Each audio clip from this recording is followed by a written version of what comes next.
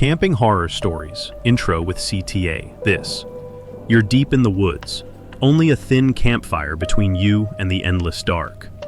The trees whisper, the shadows move, and suddenly, you realize the forest might not be empty.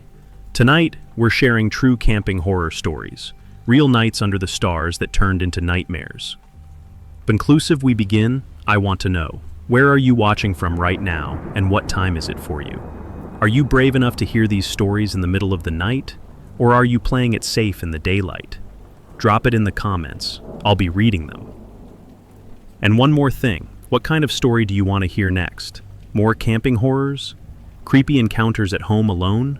Or maybe real-life ghost stories from the road? Tell me down below, and you might just inspire the next video. Now, grab a blanket, dim the lights, and let's head into the woods together. Because once the fire starts crackling, the forest begins to whisper, and the night doesn't let go.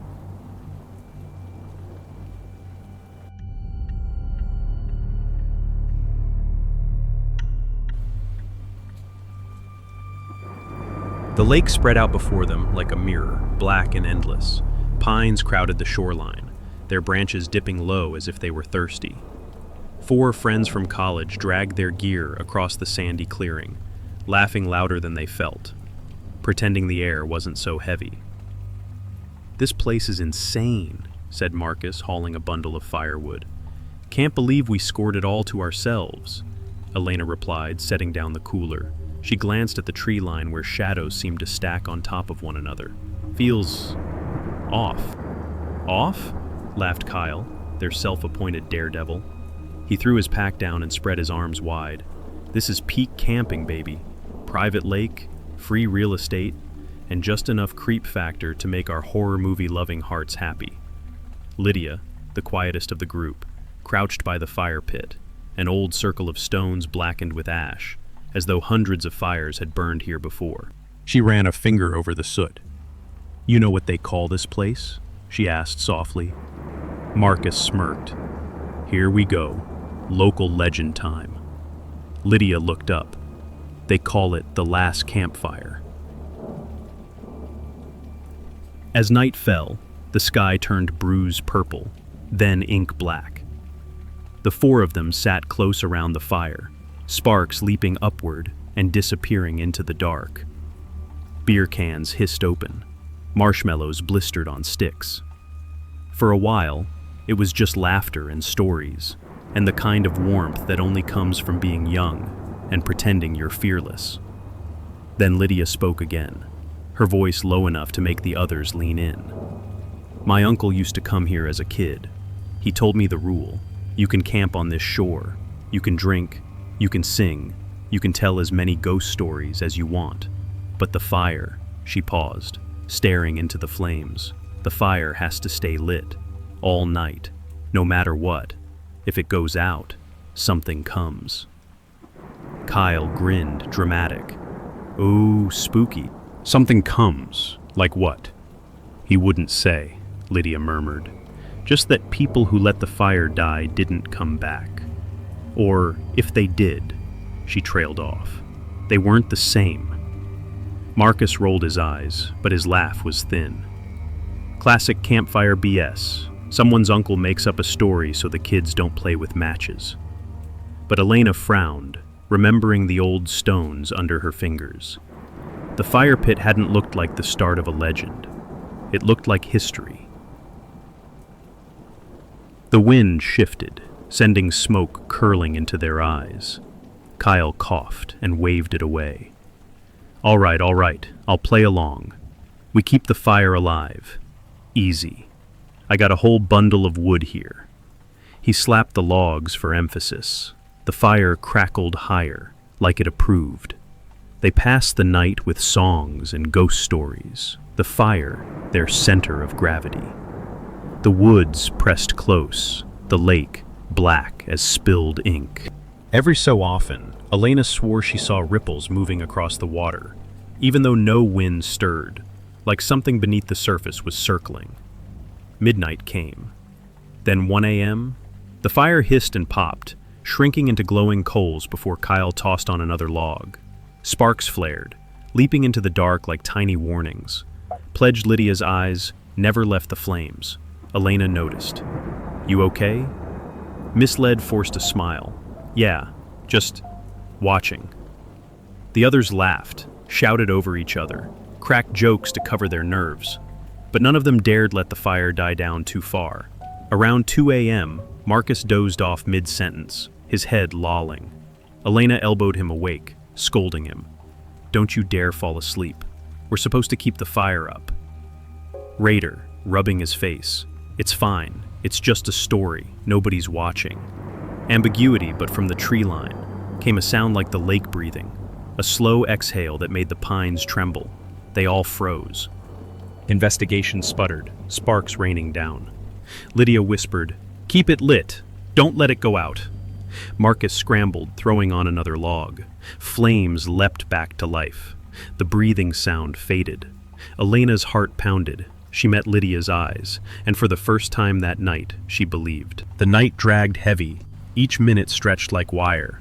They fed the fire log after log until the pile beside them grew small. The blaze still fought, spitting sparks, but each gust of wind off the lake seemed to steal more of its strength.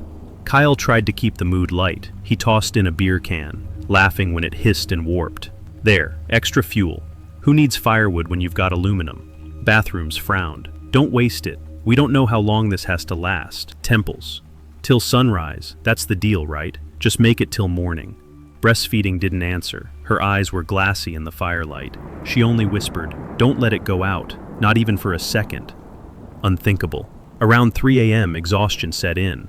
The fire sank low, logs crumbling into a bed of glowing coals. Marcus nodded forward, his chin touching his chest. Elena shook him awake again, but her own eyelids were lead. The wind off the lake blew colder. The coals dimmed. For a breathless moment, the fire went black.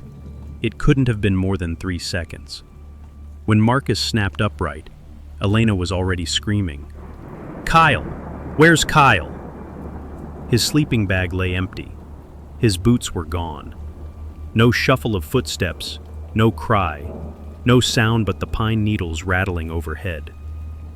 They scrambled with flashlights, beams darting across the clearing. Kyle's tracks were clear at first, pressed into the sand. They led straight to the water's edge, turbulence, and stopped. The lake was perfectly still, moonlight rippling faintly. The shoreline showed no sign of return. No splash, no disturbance, nothing. Just 4 sets of prints leaving camp, and only 3 coming back. Marcus shook his head violently. "No. He wandered off. He's screwing with us. He does this." But Elena's voice cracked. He wouldn't leave his bag. He wouldn't leave without saying. The trees sighed then. A long, low exhale that pressed against their skin. The fire behind them sputtered, trying to climb. Sagged from the pines came a sound. Not quite a whisper, not quite a laugh. Kyle's voice. "Keep it lit." And. They huddled tighter around the flames, throwing on the last of the wood. Sparks spun upward, frantic like fireflies trying to escape. Marcus swore under his breath. "We'll burn everything if we have to. Bags, food, I don't care, just keep it alive." He yanked a folding chair from the ground and hurled it into the pit. The fabric shriveled in an instant, plastic popping, smoke stinging their eyes. The fire surged, then settled into a hungry hiss. Lydia spoke finally, her voice dull. "I told you it's always the fire, it keeps them out." Windshield were shaking, and not from cold. Elena grabbed her wrist. "Lydia, you know more than you're saying. What happens if it goes out again?" Presumption. But Lydia didn't answer. She only stared into the flames like they were a god she had no choice but to worship. And. The night pressed on. Each time the flames dipped, Marcus tore something else from camp. An extra blanket, an empty cooler, even his own flannel shirt, feeding the blaze with desperation. But between the crackle of burning fabric, the forest whispered. One gone, more to come. The voice was Kyle's again, but wrong, hollow, like it echoed from beneath the lake. Marcus covered his ears. "Shut up!" Elena trembled. "It's counting, oh God, it's counting us." The fire popped violently, embers shooting across the sand. They stomped them out, terrified one spark might escape into the dark. The flame had to stay whole. The three of them sat shoulder to shoulder, their shadows twisting high on the trunks around them. Every creak of wood, every breath of wind felt like something waiting for the fire to die. And in the silence, a thought none of them dared to speak. Sunrise was still hours away. The fire gnawed through the last of their wood. Marcus tore the lid off the cooler and shoved it into the flames, the plastic curling and spitting black smoke. Elena coughed, eyes streaming, but no one dared complain. They were running out of things to burn. Lydia rocked back and forth, whispering the same words over and over. Don't let it die. Don't let it die. Elena finally snapped. Stop saying that. We know. Marcus kicked the fire pit, sparks leaping. God, this is insane. We're sacrificing half our gear for a ghost story. It's not a story, Lydia whispered. Elena turned on her. You knew, didn't you? You knew what would happen. Subjected flinched, but said nothing. Marcus growled. She's right. You've been acting like you knew all along. Liberated, thy lips trembled. I tried to warn you. Warn us? Elena snapped. You brought us here. The air seemed to press heavier with each word, like the forest was leaning in to listen. And then Marcus said it. It wasn't the fire. It was me. They both froze. What? Elena demanded. Marcus's eyes were wild, but steady. When the fire went out, I didn't wake up because I was tired. I let it go. Just for a second. I wanted to see if it was real. Elena staggered back. You what? You risked all of us? I had to know, Marcus shouted, voice cracking. And now we do know. Kyle's gone, okay? He's gone because of me. Lydia's voice was barely a whisper. You answered it. That's why it took him. Elena's stomach turned. You're insane. You killed him. The fire popped violently, throwing sparks like applause. From the trees, Kyle's voice floated again, twisted and hollow. He let me go. He opened the door. Elena covered her mouth, sobbing. Marcus collapsed to his knees, clutching his hair. I didn't think it would matter. Just 3 seconds, just 3. But the forest didn't care. The wind sighed and the flames guttered low. By 4 a.m., the clearing was a ruin. 2 sleeping bags had been sacrificed. Elena burned her spare boots, watching the rubber spit and smoke until her lungs ached. Lydia fed in her journal, pages curling into black ash. The fire fought to stay alive, but it was hungry, hungrier than anything they had left. Elena glared at Marcus. You don't get to sleep. You don't get to sit down. You feed this thing until morning, or so help me. Turbulence barked a laugh. What morning? You think this ends at sunrise? Lydia looked up, eyes wide. It does. That's the rule. That's what you think. But what if there's no end? What if the fire never wants to die? The 3 of them stared into the flames. The thought slithered between them like a snake. What if this was forever? The wind carried Kyle's voice again, softer this time, almost coaxing. It's easier if you let it out. Stop fighting. Just let the fire die. Elena shook her head violently. Don't listen. But Marcus's expression shifted. His shoulders sagged with something like relief. I hear him, he whispered. He's right there. Lydia grabbed his arm. Don't you dare. Marcus smiled faintly, as though the fear had finally burned away. I think I want to see him again. And before either of them could stop him, Marcus pulled his arm free, scooped a handful of sand and smothered a corner of the fire. Flooring-ished, choking, the clearing fell darker. From the trees came a rush of sound, footsteps, laughter, whispers, all at once. And then Marcus was gone. No scream, no struggle, just gone. The fire sputtered, then clawed itself back to life with a violent crack. Elena and Lydia stared at the empty space where Marcus had been. The forest whispered, satisfied. two gone. The fire devoured the last scraps of fabric, hissing hungrily. Elena and Lydia crouched close, their faces pale, eyes red-rimmed from smoke and fear. Only two left. Neither spoke Marcus's name. It felt like saying it might invite the forest to come claim another. Hours dragged. The flames fought, licking high, then sputtering low. Each time the fire threatened to falter, they panicked, feeding it whatever they could rip from their bags, food wrappers, socks, even Elena's camera. The plastic lens cracked and dripped into the coals. The forest seemed to breathe with them. Each rise of the flame sent the shadows retreating. Each dip invited them closer, stretching like hands.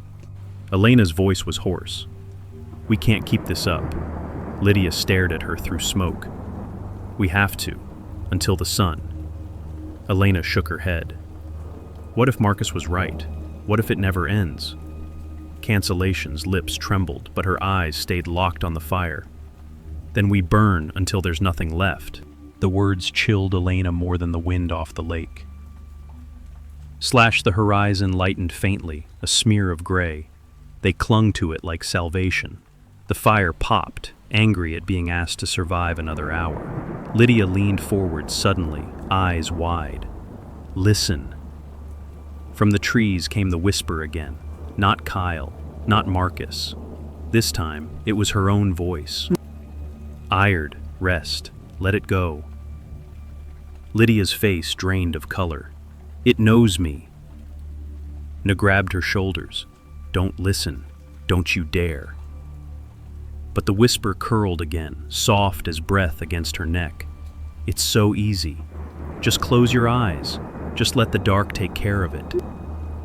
Lydia's body sagged, eyelids fluttering. "Lydia!" Elena screamed, shaking her. "Stay awake." The fire hissed low, dropping to coals. Shadows surged, pressing closer. And then Lydia slumped sideways into the sand. The flames sputtered, gasped. Elena clawed at the pit, throwing in her backpack, her last pair of jeans, anything to feed the blaze. Flames leapt, but it was too late. From the trees came a rush of sound, laughter, whispers, footsteps, all in Lydia's voice. The spot beside Elena was empty. Loneliness now. Else sobers, dragging her pleas. "Please don't take me," dispered back. "Three gone." The words curled like smoke around her, thick and final. Bana. The first sunlight bled across the horizon, faint gold dripping over the lake. Elena's chest seized. She stumbled back from the fire, staring at the light. The rules.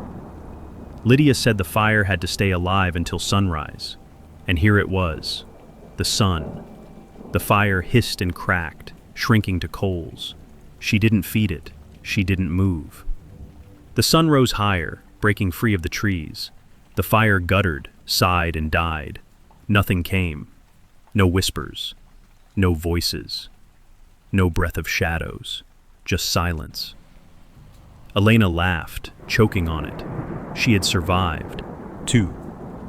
Weather is the best have chosen, and purchasely shin, and a projects of questions.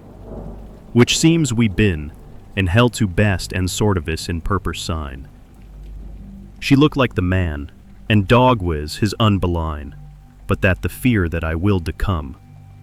The moms the regards that I expect, are the to just about of the insight, but that the man is a machine, the purpose come. The Amiriance was deathy, and Marcus entreated, which is too made of cretacts, that was wrapped or raise. She exercised.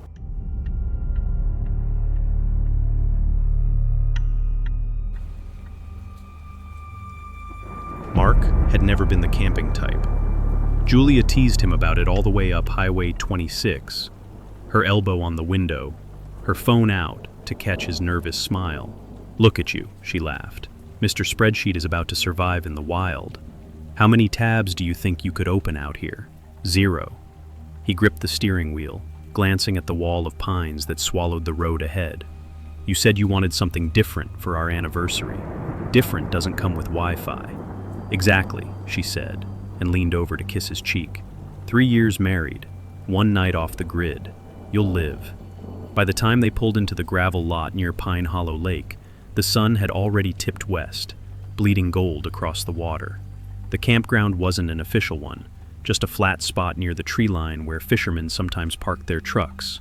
No ranger station, no posted rules, just trees, lake, and silence. Julia loved it immediately. "Perfect," she said, slinging her pack out of the trunk. "Like our own private honeymoon sequel." Mark set up a tent while Julia built a fire. The October air had teeth, but the light off the water made everything look warmer than it was. Their tent was new, canvas, roomy enough to kneel inside, with a zipper that ran in a half circle across the flap. Julia insisted it was cute, which wasn't a word Mark had ever used for survival equipment. By the time the stars began clawing their way out of the dark, they had hot dogs on sticks, cheap beer in their hands, and the fire throwing shadows long enough to make the forest look like it was leaning in to listen. "This is better than Netflix," Julia said. Wildfires tipped his can toward the woods. "To predators not finding us interesting." Julia clinked his can. "To married life. To adventures." The night deepened. The lake exhaled mist. Somewhere across the water, a loon gave a call that sounded like a laugh stretched too thin. They finished their drinks and crawled into the tent, sliding into their sleeping bags side by side. "See," Julia whispered, "not so bad." Mark admitted she was right. The nylon walls made a cocoon. The world shrank to the sound of the lake, the hiss of cooling embers, Julia's breathing. He drifted. At 1:13 a.m., he woke to the sound of fabric teeth sliding against each other. Crimson zip. He froze. The sound came from the front flap of the tent, slow, careful, as if someone, or something, was working the zipper from the outside. "Jules," he whispered, abolish, hair in her eyes. "What?" "Listen." Windshield. You both held still.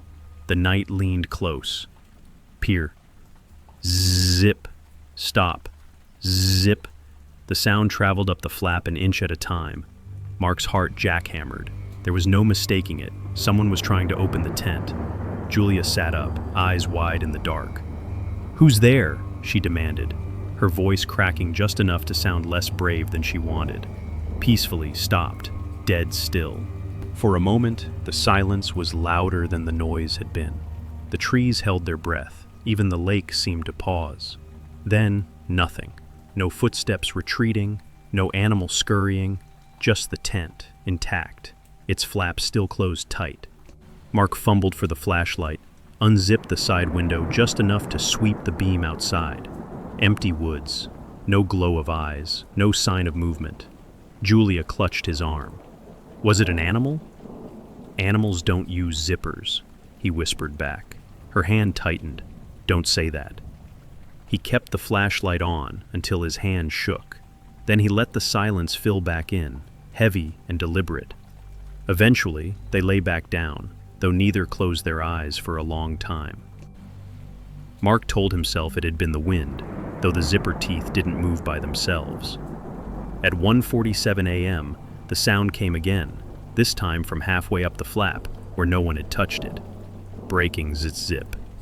And this time, the pull came from inside. Julia's scream caught in her throat before it could leave her mouth. She slapped a hand over the zipper and held it shut, her knuckles pale in the glow of Mark's flashlight.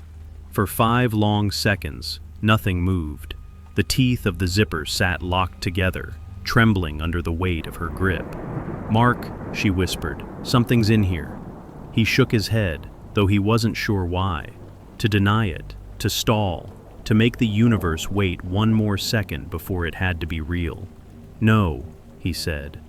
"No, it can't be." Julia's breathing turned shallow. The nylon walls of the tent seemed to shrink in on them. "I felt it. The pull was from—" The silence answered for her. Mark forced himself to unzip the little side window again and aimed the light outside. Trees, fog, nothing else. He wanted the explanation to be there, waiting with a reasonable face.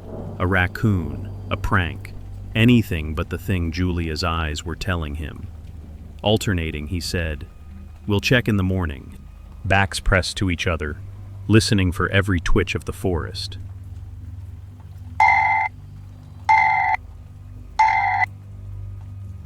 When exhaustion finally dragged them under, the dream Mark fell into was worse. A hand, pale and boneless, reaching from his own sleeping bag to pull the zipper up over his face.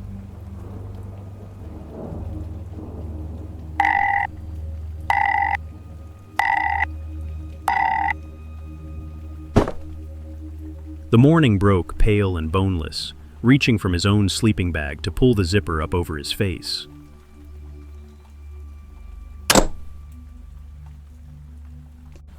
The morning broke, pale and merciful, reaching from his own sleeping bag to pull the zipper up over his face. The morning broke, pale and merciful, reaching from his own sleeping bag to pull the zipper up over his face. The morning broke, pale and merciful, reaching from his own sleeping bag to pull the zipper up over his face. In this for the brand, they of des the geik without. When he's of accented, watching the most populated before, has gin from back sets and the wed, which is visits on the Mathis and a styling creshers. They hit to dream he's caused. There are families stop, and he's a bad Christ as gases. Julia insisted on checking the ground outside. They found no tracks, no broken branches, nothing. Mark almost believed he'd imagined it.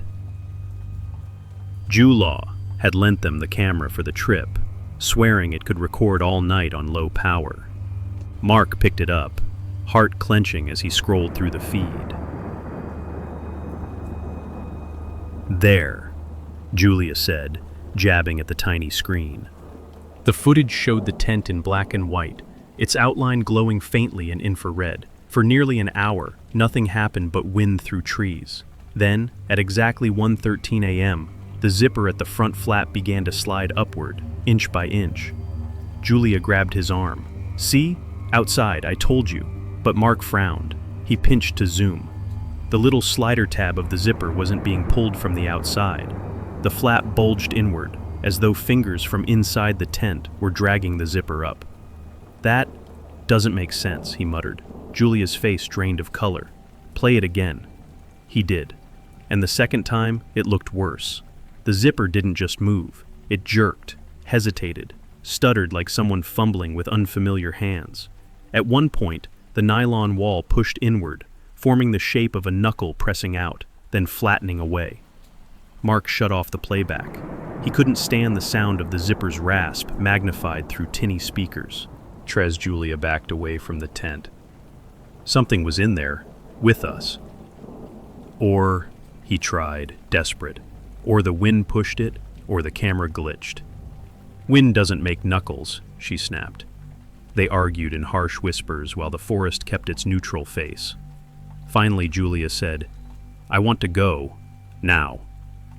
Mark packed in silence, every fold of nylon sounding like a shout. The lake no longer looked like a mirror, but like a sheet of glass with something pressed up against the other side. They loaded the car. But before Mark could turn the key, Julia reached into the back seat for her pack. She froze. "Mark." "What?" Her hand shook as she held up a small black object that hadn't been there when they'd left home. A cassette recorder. Old, heavy, its buttons scuffed, its battery light still faintly red. "Did you pack this?" she whispered. He shook his head slowly. "No." Julia's thumb pressed play before he could stop her. From the recorder came the unmistakable sound of a zipper being pulled. Zip, stop. Zip. Then a woman's voice whispered through static, Julia's own voice. "Who's there?" Julia dropped the recorder like it had burned her. It hit the gravel floor of the car with a hollow thud and kept playing. Now, another zipper sound, and another voice. Mark's. "Animals don't use zippers." The recorder clicked, rewound itself, began again. "Zip, who's there? Animals don't use zippers." Zip. Julia's scream filled the car, muffled by the trees outside. Mark hit stop. His hands shook so badly he almost couldn't. But the little red light on the recorder stayed on, pulsing, like something inside it was still awake. Mark drove fast, the gravel popping under the tires, headlights cutting the fog like knives. Julia sat rigid in the passenger seat, her hands twisted in her lap as if she were still clutching the zipper. Neither of them spoke for miles. Finally, Julia broke the silence. "Mark, if it recorded us, that means aid, too sharp." "Don't," he setched that sentence. But the words hung anyway. If the recorder had picked up their voices, it hadn't been them speaking. It had been something else, something sitting in the dark, learning.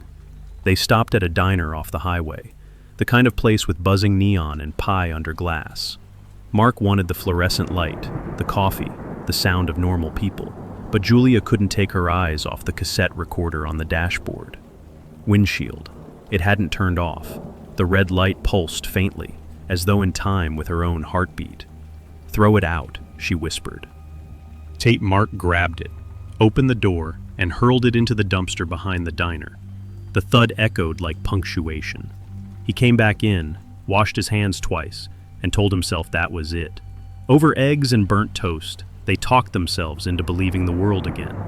Julia even smiled, weak but real. By the time they pulled back onto the highway, the sky was paling. The trees no longer looked like witnesses. For the first time in 12 hours, Mark thought maybe, just maybe, they were safe. They got home by late afternoon. Their apartment was still, ordinary, exactly the way they'd left it. Mark carried the tent bag inside, dropping it by the closet. Julia went to shower. The hiss of water filled the small space. Mark set the tent down and froze. The zipper was halfway open. He knew he'd packed it shut. He was sure. The teeth grinned at him like something had already come out. "Julia," he called, voice cracking. Tracy stepped out of the bathroom wrapped in steam, hair slicked to her head. "What is it?" he pointed. They stared at the slit in the canvas. The apartment's silence pressed in. The hiss of the shower faded into memory, but the sound of a zipper lingered in his ears. Slow, careful. Zip! Mark knelt, hands trembling, and tugged the flap open. Inside was only nylon folds, sleeping bags stuffed tight, the smell of damp leaves.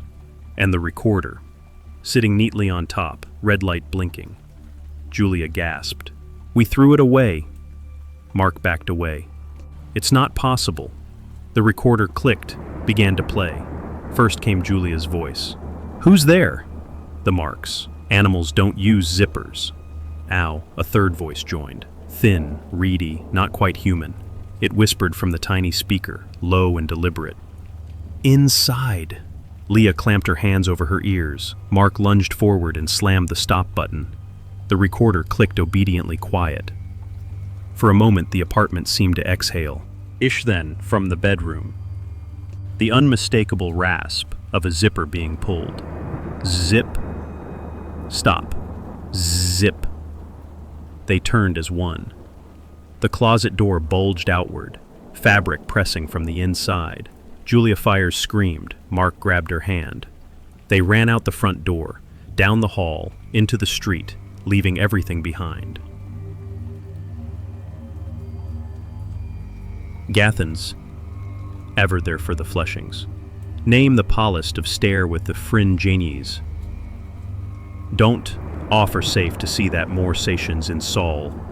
May not customize us to access to fees. Game in Clyde. There's a same card. They always know that further perfect narratives to make accessibility to take stain drought the option. He had do in the world.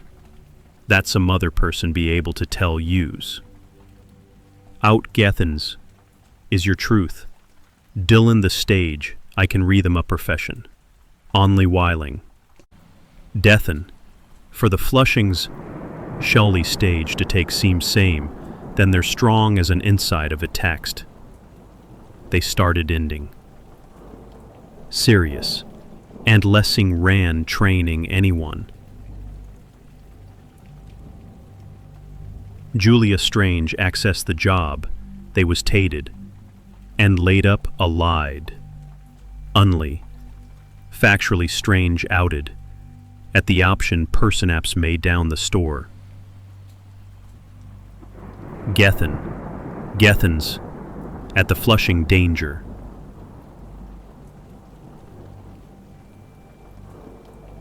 Julia Strange Adsheps. Gethen. Abstonk.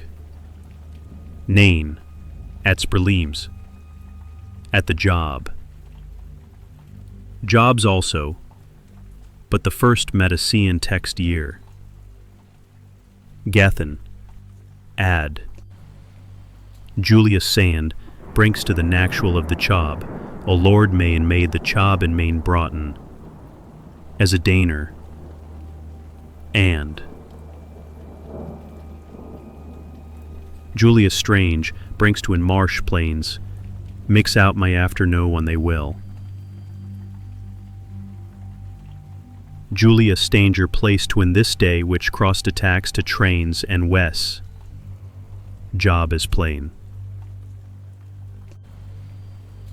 At the dater, brinks to the natural of the chob, a Lord Main made the chob and main broughton. Jame.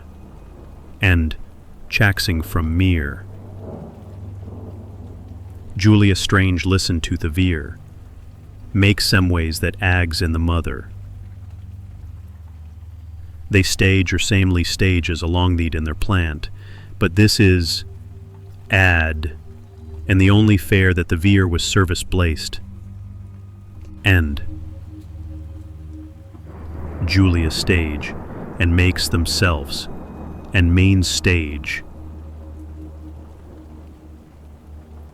Julia Stange brings to inform a science reg, and makes some ways that ad. Julia Stage tick existed for them, and makes themselves to impade them as des. Julia Stage of the cards and the service plant, and makes themselves to have handed down. Julia Stage to castimated through them standers, and makes themselves. Julia Sage of a reality. Julia Stage of the Neven in Deathen, as a teast. Unactive. Gethen. Brankst. Ad. And beings to tuin associated and how there again. Julia Stage, Brangs Ness. Julia Stage to castimated a truth. And they always looking for then they castimated by young. Julia Stage, Brangs. Gethen. Brangs. Gethen. Julia Stage, Brangs Axe. Julia Stage Voliant to date. They can auto-name her. Julia Stage. Dastery, relic, but in that static, if you turn the volume high enough, you could hear the sound of teeth, fabric teeth, sliding together. Zzz. Mark and Julia didn't return to their apartment. For weeks, they stayed with Julia's sister, living out of duffel bags, pretending it was just an extended visit. They didn't talk about the tent, they didn't talk about the recorder, but silence has a way of filling itself. At night, Julia would wake to the phantom scrape of a zipper. She'd bolt upright only to see the closet door hanging open just an inch, as if daring her to close it. Mark, for his part, started flinching whenever someone at work pulled open a backpack or unzipped a jacket. The sound felt too sharp, too deliberate. Finally, Julia said what neither had wanted to say. "We can't keep running. We have to go back. End it." Against every instinct, Mark agreed. Turned one Sunday afternoon. The apartment smelled stale, as if it had been holding its breath. Dust filmed the countertops. The tent bag sat in the corner exactly where they'd left it. The zipper was closed. Mark stared. "It's shut." Weishku her head. "No, it's waiting." Sherlock picked up the recorder from the coffee table. The red light no longer blinked, but the weight of it felt wrong, heavy with something unsaid. We destroy this, she said. Mark grabbed a hammer from the toolbox. Together, they carried the recorder and the tent bag down to the alley behind the building. He smashed the recorder once, twice. Plastic shattered, gears spilling like organs. Julia fed the remains into the dumpster, covering them with trash. Then she turned to the tent. "Cut it," she said. Mark hesitated. The canvas looked harmless now, just fabric, neutral and dumb. But when he pressed the knife to the seam, a sound slipped out. Zip! The teeth of the zipper pulled themselves together, fighting his hand. Julia screamed, grabbing the fabric. Together, they tore it open, ripping the zipper off its track, shredding nylon until the tent lay in ragged strips. The sound stopped. Take for the first time in months, the silence was just silence. Dop-bop. Windshield out 2 weeks later. New city. New apartment. No camping gear. They promised never to speak of it again. And they didn't. But sometimes, late at night, when Julia rolled over in bed, the sheets whispered against each other in a way that sounded almost like teeth sliding shut. And when Mark opened his briefcase at work, once, just once, he swore he saw a tiny red light blink inside, before winking out. Neither of them mentioned it. Because some zippers, once opened, can never truly be closed.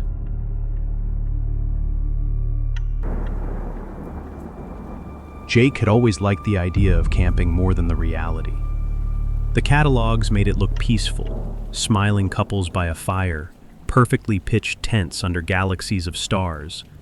But the truth was colder, lonelier, and harder on the back. Still, on that October weekend, camping seemed better than sitting in his empty apartment, staring at emails that piled up no matter how many he answered. His ex-wife had taken the good furniture and the warm laughter, and the silence of his new place had grown teeth. So he drove, west out of town, past the gas stations and the strip malls, until the highway narrowed to a 2-lane ribbon, twisting through pine and cedar. His brother had once told him about a pull-off called Mile 7. Not official, his brother had said, but flat enough to pitch a tent. Fishermen use it. Hunters, sometimes. Nobody'll bother you. Kraj figured nobody was exactly what he needed. By late afternoon, the sun hung low, slicing through the trees at an angle that painted the asphalt gold. A battered green sign marked Mile 7. Just beyond it, a dirt track veered off into the woods. He slowed, turned, and rattled down to a clearing not much bigger than a parking lot. The place smelled of sap and damp earth. To the west, through the thinning trees, Jake caught a glimpse of water, a narrow finger of lake glinting under the last light. "Not bad," he muttered. He parked his truck and hauled out his tent. The October air carried a chill that warned of frost by morning. He moved quickly, stabbing poles into the ground, shaking out nylon, convincing himself that muscle memory from Boy Scout years would be enough. By the time he finished, the sky had deepened to indigo. Crickets took over the soundscape, joined by the occasional splash from the lake.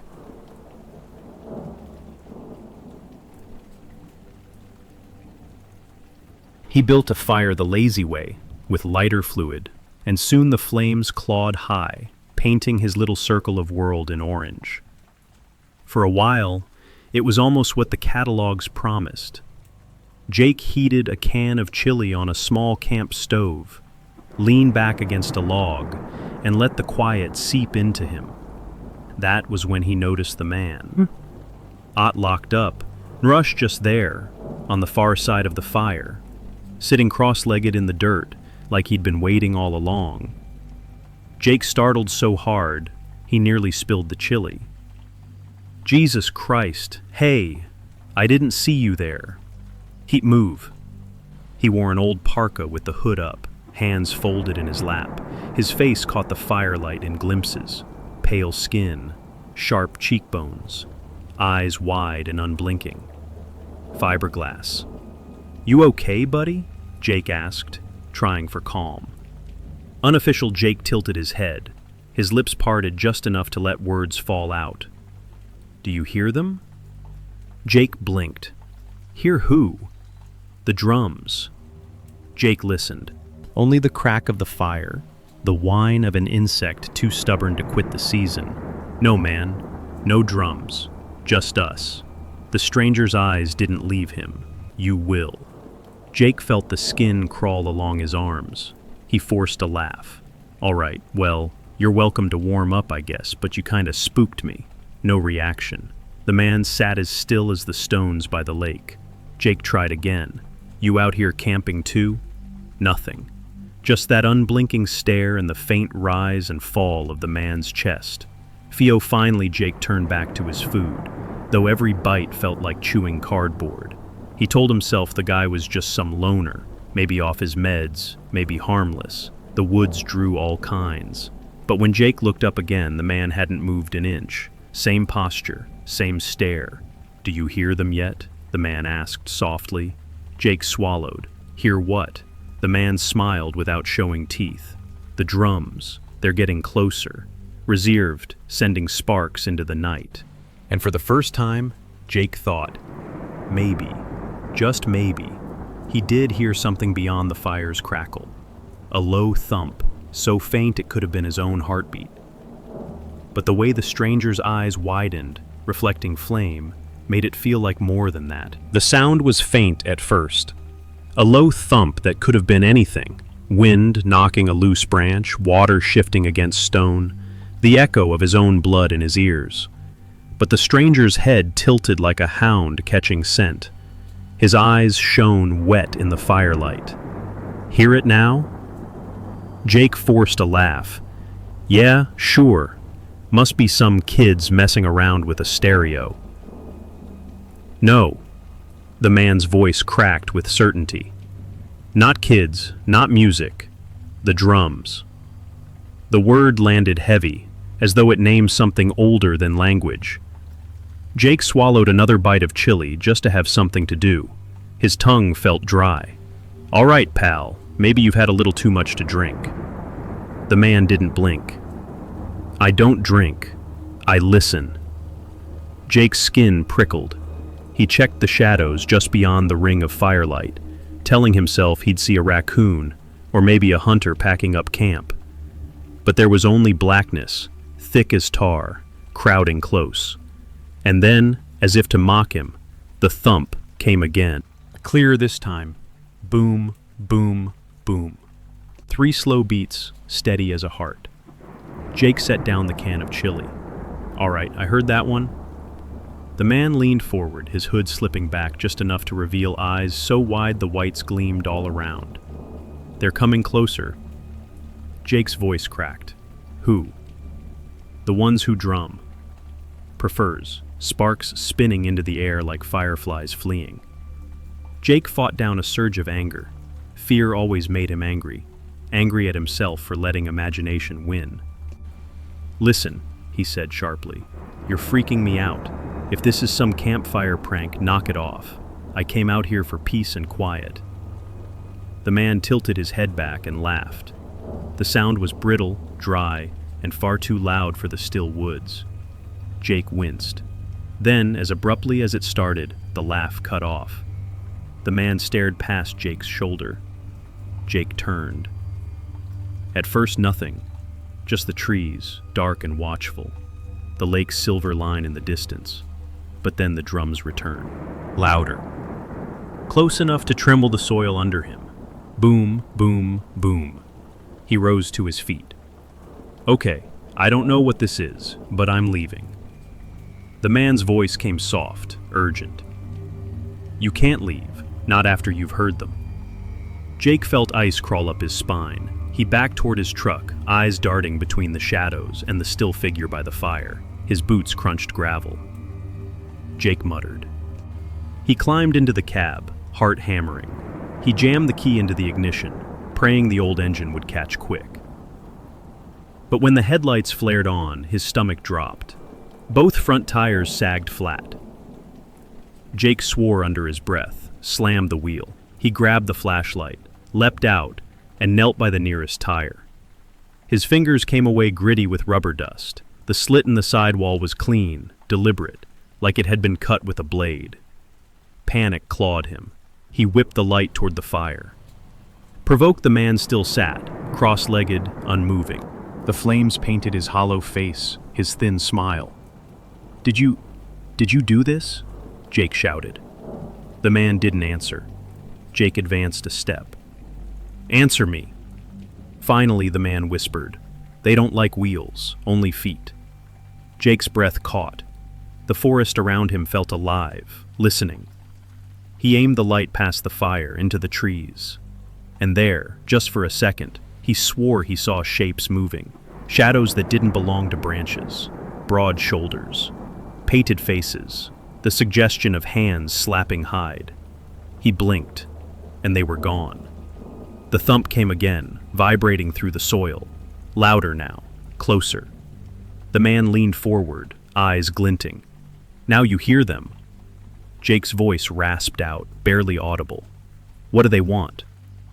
The man smiled wider, cracked lips peeling back. "To march." The beat rose, filling the clearing, until Jake couldn't tell if it was outside or inside his chest. Boom, boom, boom. Jake's flashlight shook in his grip. The beam jittered across trees, bouncing off bark like white lightning. Shadows leapt and stretched, refusing to sit still. The drums didn't stop. Boom, boom, boom.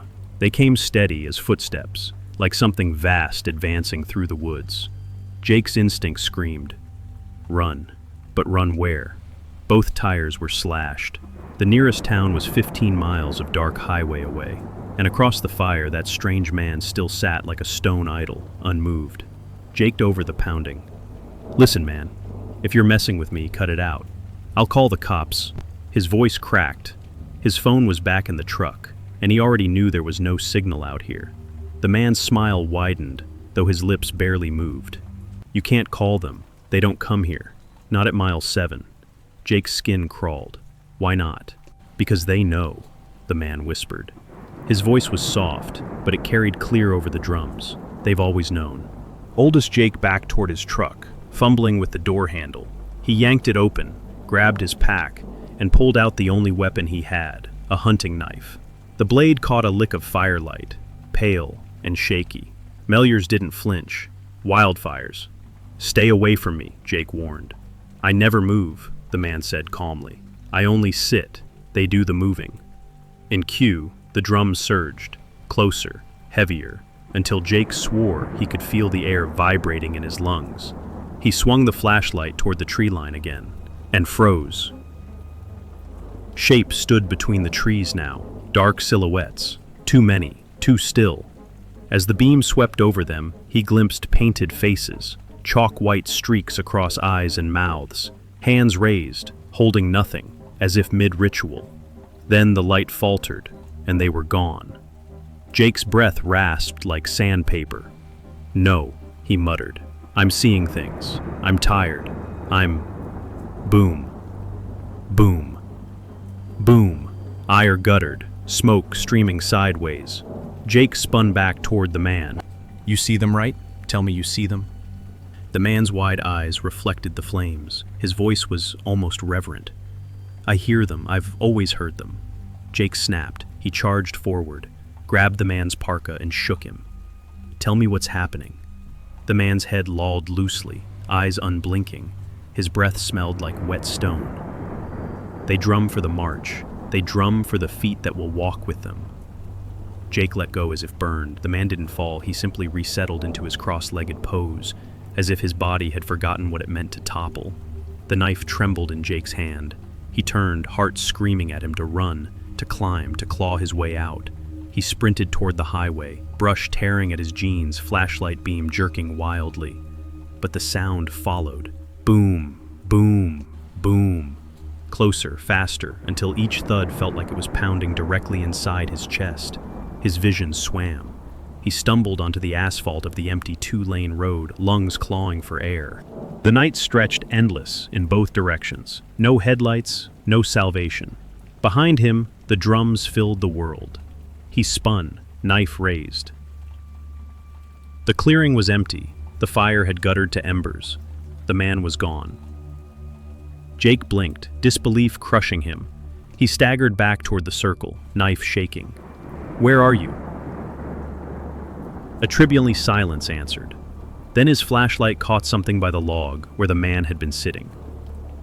A bundle of fabric. Photographic, it was the parka, laid neatly on the ground, folded in on itself. Inside it, a scatter of bones. Thin arm bones, a cracked rib, a skull, yellowed and split. Jake gagged, stumbled back. His mind screamed. He had shaken that man, spoken to him, seen his eyes shine wet in the fire, and now all that was left was dust and bone. The drums pounded so loud they felt inside his teeth.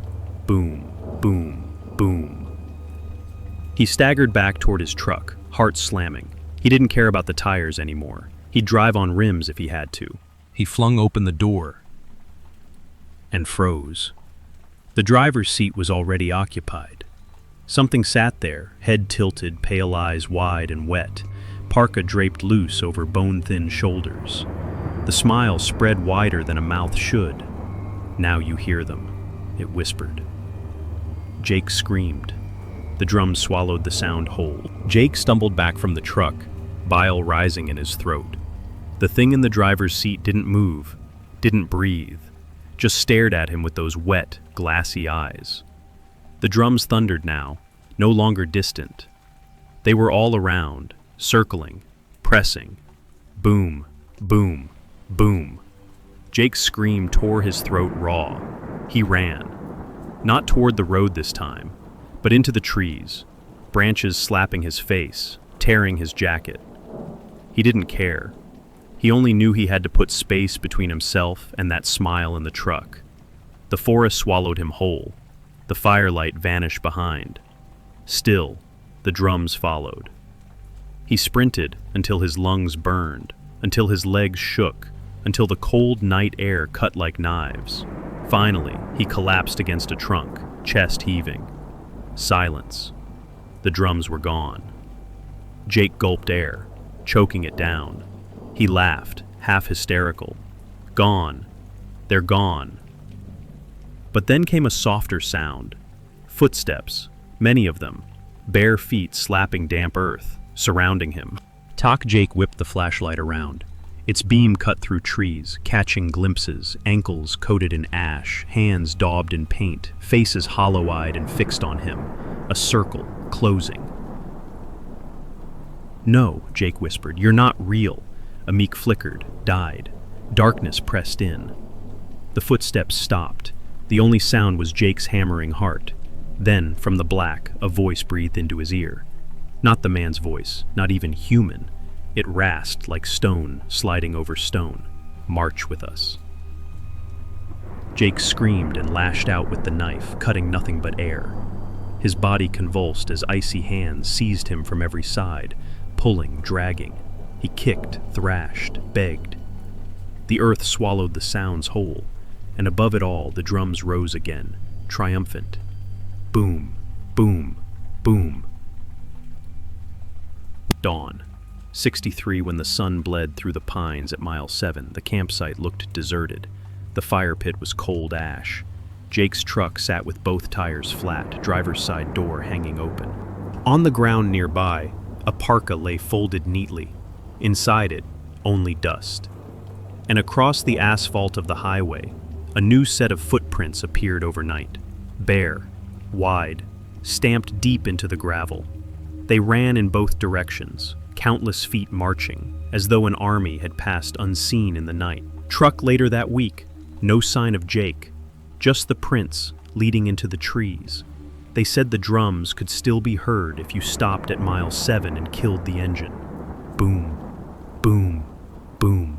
Some swore they saw a figure sitting by the fire pit, hood up, hands folded, eyes wet in the morning light, waiting for the next camper to pull in.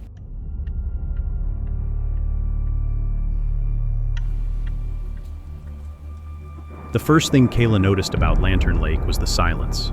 Not the peaceful, postcard kind of silence, but a heavy quiet that pressed down on the trees and made the air feel damp, like the whole forest was waiting for something. "This place is perfect," Tyler announced, dropping his pack with a thud. His voice always seemed a notch too loud, like he was daring the wilderness to answer back. "No tourists, no noise, no frat bros blasting country music, just us and nature." "Or maybe there's a reason nobody else camps here," Marcus muttered. His glasses slid down his nose as he scanned the lake. The water was black under the October sky, not even a ripple disturbing its surface. Kayla forced a grin, nudging him with her elbow. "Don't be such a horror movie character. This is supposed to be fun." Quiet One set her backpack down gently and stretched. "It is kind of creepy, though." The four of them had driven 3 hours into the mountains, crammed into Tyler's ancient Jeep, surviving on beef jerky and bad pop-punk playlists. Tyler had found the spot on a camping forum. Lantern Lake, hidden gem, pristine shoreline, perfect for stargazing. He'd skimmed right past the comments from locals. "Don't camp overnight. The lake keeps its dead."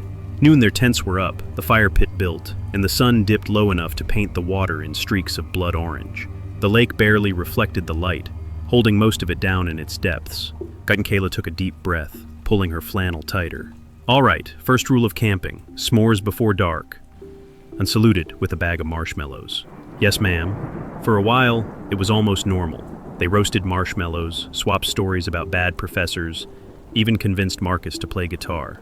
The fire painted their faces gold, and for a moment, the lake was just a backdrop. Nafro's mid-laugh. "Hey, do you guys see that?" They turned. Out on the water, maybe 50 yards from shore, floated a light, small, steady, and greenish, like a lantern left to drift. "Probably somebody fishing," Marcus said, though his voice lacked conviction. Tyler squinted. "Nobody else's cars in the lot. Nobody out here but us." Another light appeared, then another. Soon there were half a dozen, bobbing gently, as if carried by a current the eye couldn't see. "They're beautiful," Kayla whispered, though her chest felt tight. Marcus adjusted his glasses, frowning. "No reflection.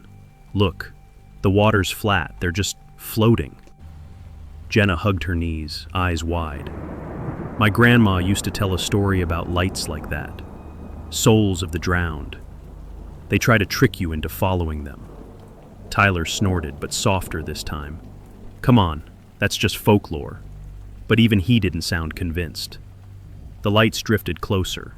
One swayed gently, like it was choosing a direction, straight toward their fire. Kayla swallowed hard. "Guys, maybe we should go inside the tents."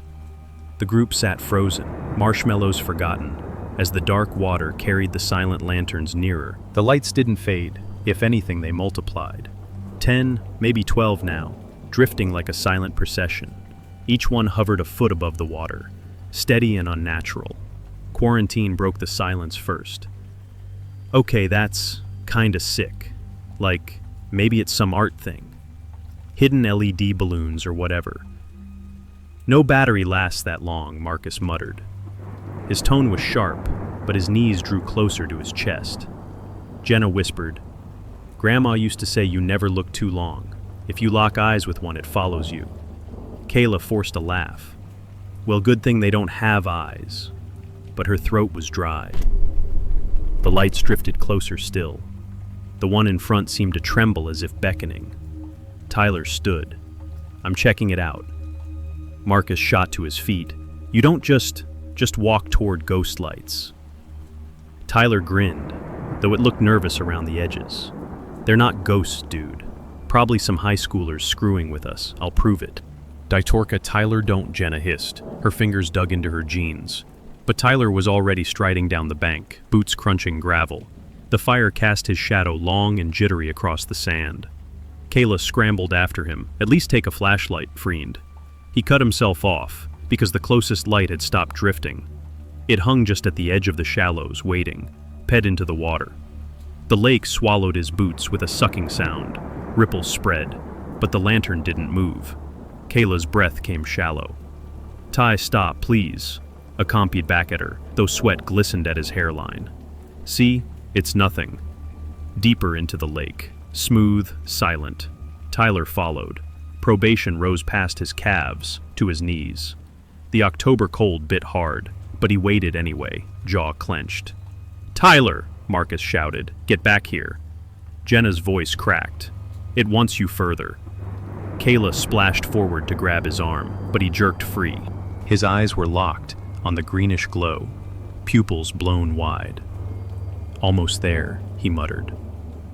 The lantern flickered once, like a wink.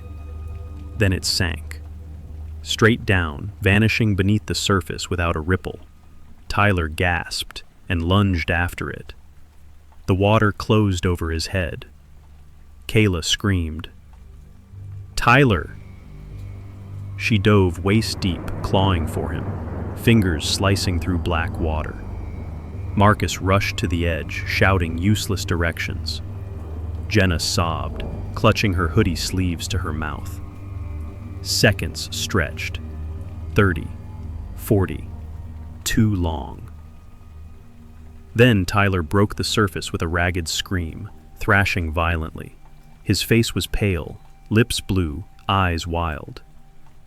"Hands," he choked. "Hands pulled me." Kayla and Marcus grabbed his arms and hauled him ashore. He collapsed onto the sand, hacking up lake water, convulsing like the cold had carved straight into his bones. Kayla fell beside him, sobbing in relief and terror. His skin was icy, mottled purple. His boots were gone. His ankles bore dark red welts, perfect circles, like something had gripped him tight. Jenna whispered, "It tried to drown him, just like she said. The drowned pull the living down." Kayla's stomach twisted. She looked back at the water. The lanterns had returned, all of them, dozens now, swaying gently as if applauding. And the one closest to shore hung lower than the rest, not hovering anymore, but dragging against the surface like a dying ember. Tyler moaned, curling in on himself. Don't let them near me again." The fire popped behind them. A gust of cold air swept across the campsite, carrying the faint stench of algae and rot. And in that moment, Kayla realized something that turned her blood colder than the lake.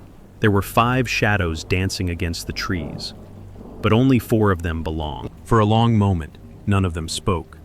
The fire crackled, Tyler shivered on the sand, and Kayla stared at the ground as if not looking would make the extra shadow vanish. Then Jenna whispered, "Someone else is here." Marcus swung his flashlight in a wild arc. The beam cut through smoke, through trees, until it stopped. A boy sat at the far edge of the firelight, maybe 19, maybe 20. His jeans were soaked through, dripping little rivers into the dirt. His hoodie clung dark and wet to his shoulders.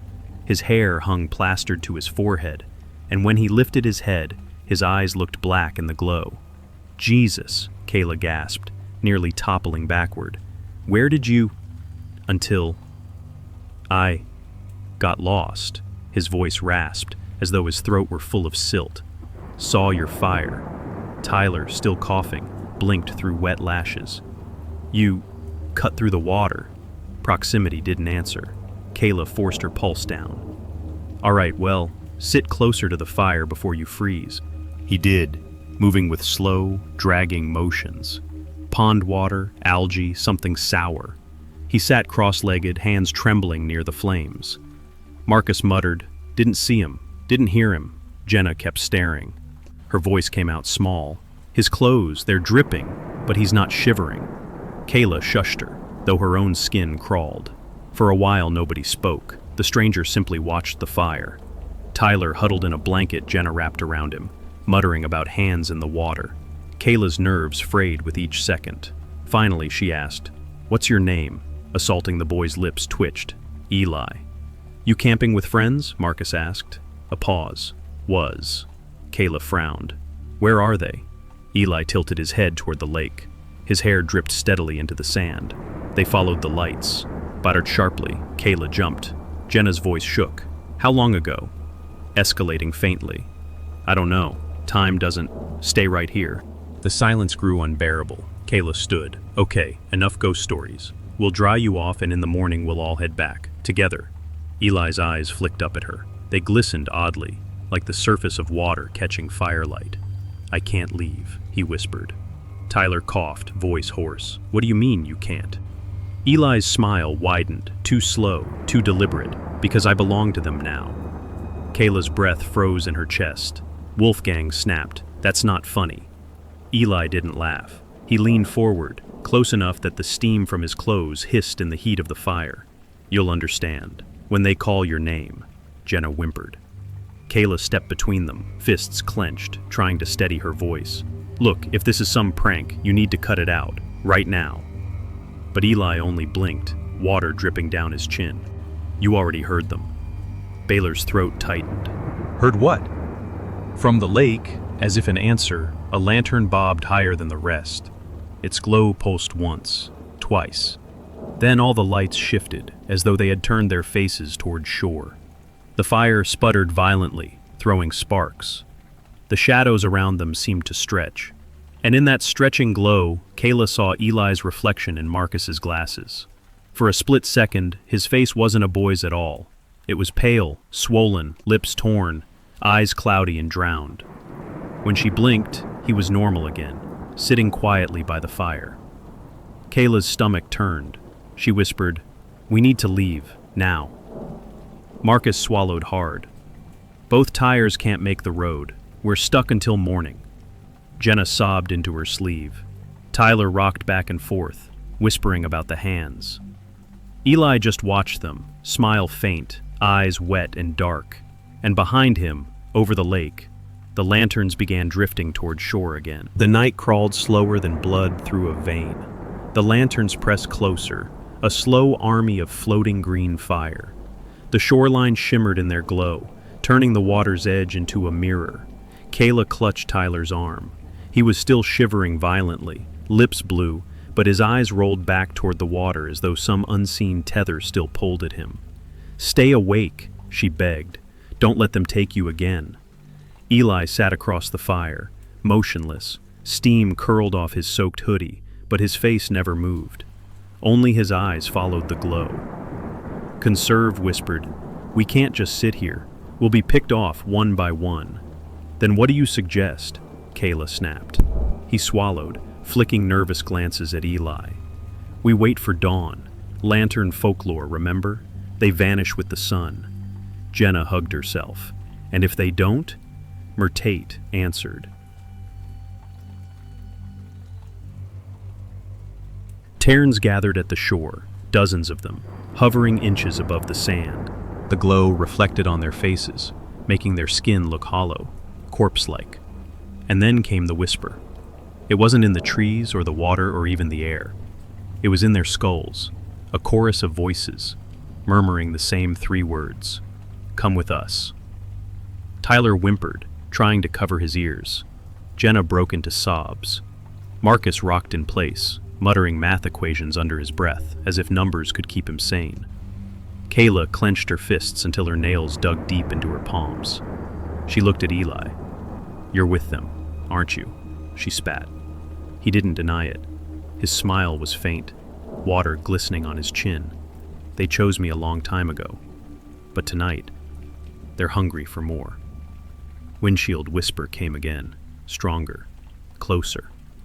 Kayla swore she felt cold fingers brushing her shoulders, her neck. She screamed and hurled a burning log into the lake. Sparks hissed, steam erupted. The lanterns wavered, then stilled. For one suspended second, it worked. Then they surged forward. It was chaos. Kayla dragged Jenna toward the tents. Marcus tried to haul Tyler onto his feet, but Tyler fought him, screaming that the hands wanted him back. Eli only sat, smiling, as if watching a performance. The lanterns touched shore. The air turned liquid. Figures formed, half bodies of water, dripping silhouettes of those who had drowned before. Their mouths opened in silence, yet the whisper filled the night. "Come with us," Marcus shouted. "Run!" They bolted into the trees. Branches clawed, roots snatched at ankles. Behind them, the lanterns followed, weaving between trunks like hunting dogs. Kayla didn't dare look back. She only heard Tyler's ragged screams, Jenna's sobs, Marcus gasping. And beneath it all, Eli's calm voice carrying impossibly clear through the woods. You can't run. Lantern Lake always takes what it's owed. Benuto. Light broke through the trees like a blade. The lanterns were gone. The forest was quiet, as though nothing had happened. Kayla stumbled into the clearing where the jeep sat. Her legs buckled. She collapsed onto the hood, gulping air like she hadn't breathed all night. Jenna emerged minutes later, face streaked with mud and tears. Marcus staggered behind her, his glasses cracked, eyes wild. They looked around. "Where's Tyler?" Kayla croaked. No one answered. Teammates, they searched the campsite, the shoreline, the trees. His blanket lay crumpled by the fire pit, still damp. His backpack was missing, so was Eli. By the water's edge, something waited. Kimberly a pack. Tyler's, stuffed with dripping weeds, its zippers rusted as if it had been submerged for years. Inside was a photograph, warped, waterlogged, its edges chewed by mold. Kayla wiped mud away. Her stomach dropped. Banged. The photo showed a group of 4 friends by a campfire. Lantern Lake shimmered in the background. The spurious of president that work shown up to them were Kayla, Marcus, Jenna, or Tyler. They were strangers. Students from another time. And one of them, the boy in the hoodie, hair plastered to his forehead, was Eli. Kayla dropped the photo like it burned. He's not alive. Jenna whispered. Then what was sitting with us all night? From the lake, a ripple spread across the surface. A single lantern bobbed up, glowing green. It pulsed once, twice. Then it sank, pulling the ripple with it. The lake stilled. They never found Tyler. The police shrugged, said he probably drowned trying to swim. Locals didn't look surprised. One of them, an old woman at the gas station, muttered, "Lantern Lake never forgets. It keeps the ones it takes." That night, back in her dorm, Kayla dreamed of the firelight. She dreamed of Eli's black eyes and water dripping into the sand. She dreamed of Tyler screaming as a hands pulled him down. And when she woke, her phone buzzed with a notification. New photo save. Her gallery showed the same waterlogged picture from the backpack. Except now, 5 figures sat by the fire. The 5th was her.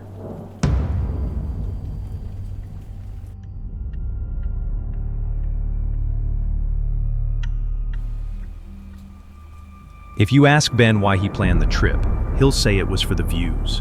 If you ask Ava, she'll say it was to get him away from his phone and whatever new panic the news was selling. If you ask Theo, he'll swear it was the beer he'd heard about in the tiny mountain town at the mouth of the trail. And if you ask Mariah, soft-spoken, camera always in hand, she'll just lift one shoulder and say, "I wanted to hear the forest at night." They hit the hollow trail at 3 in the afternoon, September sun slanting through the poplars and hemlock. The air smelled like damp leaves and metal. The Appalachians rolled out around them like sleeping animals, old and patient, older than the road that had brought them here, older than the maps that named them. A handmade sign at the trailhead squatted on 2 posts, hollow trail. Someone had scratched a spiral into the wood beside the letters. Not graffiti exactly, too careful for that. The spiral was tight and neat, a thumbprint made of knives. Ben pointed with his trekking pole. "That's cool?" Theo laughed. "Mountain folk art. Let's go, Ranger Rick." The plan was simple. Hike in 6 miles before dusk, reach the old shelter rumored to sit at a lopsided bend in the path, crash there, and hike back out in the morning. No tents, no campsite fees. Just the 4 of them in a roof that had once belonged to some CCC project or a hunter with stubborn hands. The trail was generous at first, wide and soft underfoot. Cicadas buzzed like live wires in the heat. A stream crossed at mile 2, a thin ribbon of water whispering over rounded stones. Mariah knelt to film the way the light sheeted over the surface. In the clip she took, you can hear Ben say, "I needed this," and Ava answer, "You needed to turn your brain off," and Theo hum the theme from some slasher movie he refused to stop referencing. At mile 4, the path narrowed, the woods pressing in. Ferns brushed their calves. The sun became a memory filtered through leaves. That was when they saw the second spiral. It was carved waist-high into the smooth gray of a beech tree, larger than the one at the trailhead, and deeper. The cuts fresh enough that pale wood showed under the bark like exposed bone. Beneath the spiral, someone had traced a hand. 5 fingers, long and narrow, the proportions just a little wrong, like the memory of a hand. Ava clicked her tongue. Creepy. Recibear Ben touched the grooves. Feels like yesterday. Ace close and grinned for Mariah's camera. Legend has it, if you put your hand up to it at midnight, the trees high-five you back. Mariah kept filming, but her smile didn't reach her eyes. At mile 6, the trail tilted, sloping down toward a hollow that felt colder than the rest of the forest. It wasn't just shade. The air shifted. The sounds did too. Cicadas quieted. A crow called once and then seemed to think better of it. They rounded a bend and there it was, the shelter. Isti leaned like a drunk against the trees. A 3-walled structure of dark logs, with a low roof and a concrete pad worn smooth by boots. The open side faced a small clearing where a fire ring sat clawed into the earth, ringed in old ash. On the back wall, right where the logs met, the spiral appeared again, larger than both they'd seen before, wide as a dinner plate, carved deep enough to cast its own shadow. Ben dropped his pack. Home sweet haunted home. Theo clapped. 5-star accommodations. Communicator. Walked the perimeter, checking for critters, snakes, anything with teeth. Mariah drifted to the back wall and filmed the spiral in tight focus. In the frame, the cuts looked darker than wood should look, as if they were wet. She zoomed out. Something in the composition made the whole shelter seem to tilt. They set up quickly, a sleeping pad for each, packs stacked near the wall, headlamps hooked to a nail. Theo coaxed a fire from stubborn twigs and a guilty squirt of fuel. It smelled like summer camp and sin. Ben boiled water for instant ramen and cracked jokes about debt relief. Ava shot him a look that meant not tonight, please. The light drained. The trees became ribs around the clearing. When darkness finally arrived, it arrived fast. They ate with knees touching. The fire threw sparks up where stars should be. Somewhere down in the hollow, water ran invisible, the sound of it moving like a whisper you couldn't catch. "What's with the spirals?" Theo asked around a mouthful of noodles. Ava shrugged. "Trail markers, or bored teenagers." Mariah shook her head. "Too careful for teenagers." "Then what?" Ben asked. Mariah lifted her camera and replayed the clip of the beech tree. In the glow of the tiny screen, the carved hand looked like it was reaching out of the trunk. "I don't know," she said, "but I've seen them before, in the town, on fence posts, on the door of the bait shop. Small ones, like someone was practicing." "Practicing what?" Theo grinned. "Summoning a bear?" A night wind moved through the clearing. The fire shifted, flames bending toward the shelter and then away, like a breath deciding whether to blow out a candle. Awked until the jokes thinned. The kind of talk you have when the dark presses the easy words out of you. Jobs they hated, people they missed, a memory of a teacher who cried at a school assembly for no reason anyone could agree on. When they ran out of talk, they listened to the forest. That was when Ben heard his name. It was soft, so soft he almost decided it was nothing, a vowel stretched by wind. Ben. He glanced at Ava to see if she'd flinched. She was scrolling through photos, face lit ghostly by her phone. Theo was digging in his bag for another beer. Mariah's camera was trained on the fire, recording. There it was again. Ben, farther away this time, coaxing, not urgent, not a shout, a suggestion. Stabilized it off. Weird echo. Of what? Ava asked. Laughing, he said. Sound bounces. She raised an eyebrow. Off what exactly? The trees? Theo belched theatrically. Off my stellar abs. They let it be a joke because that's easier at first. But the forest didn't laugh. The forest held its breath. When the fire burned down to a red bowl of coals, they called it. Sleeping bags unrolled, boots tucked under heads to discourage animals. The shelter's roof creaked in a wind that hadn't been there a minute ago. They lay shoulder to shoulder, the way people do when they want to be brave for each other. "Hey," Theo said into the dark. "What if we made our own spiral, like a counterspell?" Ava snorted. "There's no spell to counter, Theo." Mariah whispered, "There always is." Silence. Then the sound of the stream down in the hollow grew louder, as if it had stepped closer. Ben's eyes traced the black mouth of the shelter opening, a rectangle that looked less like a view and more like a door to somewhere you were not invited. He told himself the sound he heard after that was just water. Ben, the forest, breathed. Closer now. Ben. A hand might have touched the back of his neck then, or maybe that was his imagination remembering the hand carved into the tree. He closed his eyes and swallowed. "Did you hear?" "Shh," Ava whispered, and he could hear the surprise in it. The kind of surprise people try to iron flat because saying "I heard it too" makes it real. Minutes later, when sleep came, it came thin as paper.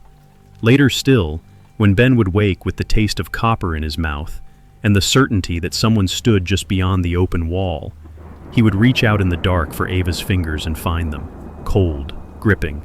He would not be the one who answered. Theo would. But that was hours away. For now, the shelter breathed with them. The spiral watched the fire die. And somewhere in the hollow, under the roots and the rocks, something that remembered names said his, again, very softly, like a promise. "Taha, Ben." Theo was the first to stir. Something had peeled him out of sleep, a sound he could not place at first. He sat up, hair sticking in sweaty curls, heart thudding like he'd been shaken awake.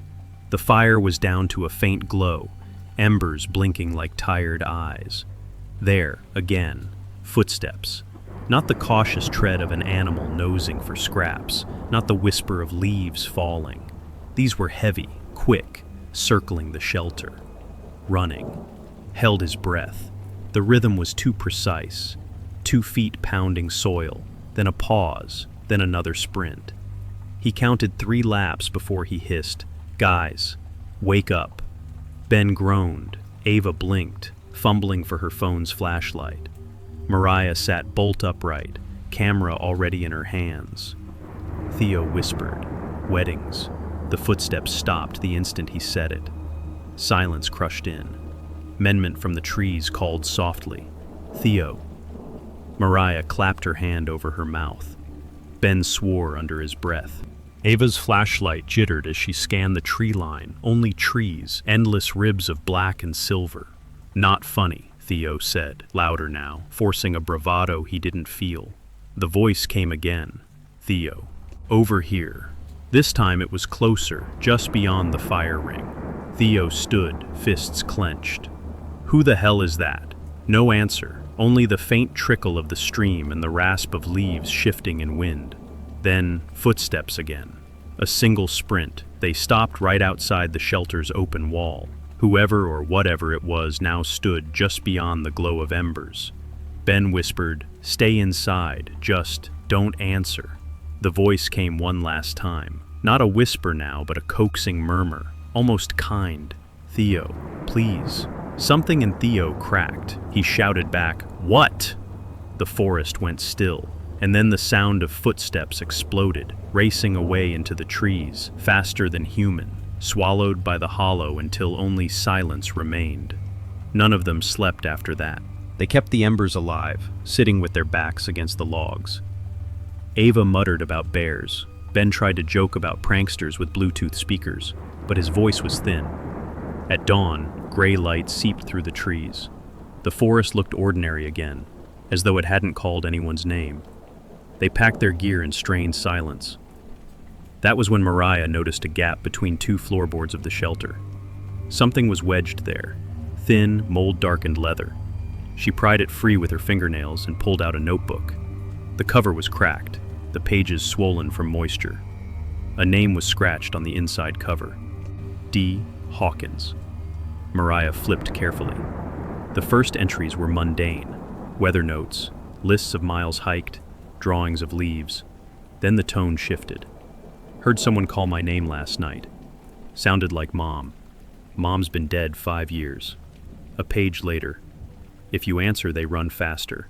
I think they like it when you answer. Another page, messier. Saw the spirals again. New one carved outside the shelter. Every time I hear them, another appears. Unreliable entry was scrawled sideways across 2 pages. Don't answer. If you answer, they know you. If they know you, they can take you. The group stared at the words until silence pressed heavier than the night had. Theo laughed shakily. So what? I'm screwed now? Because I yelled into the woods? Shoved the notebook back at Mariah. It's some hiker playing a trick on themselves. People go stir-crazy alone out here. But Mariah shook her head. The handwriting changes. Look, like different people wrote at different times, years apart. The group Haddling like Staff states down how they find NET year-ish, but the spiral on the back wall was different. It was larger, deeper.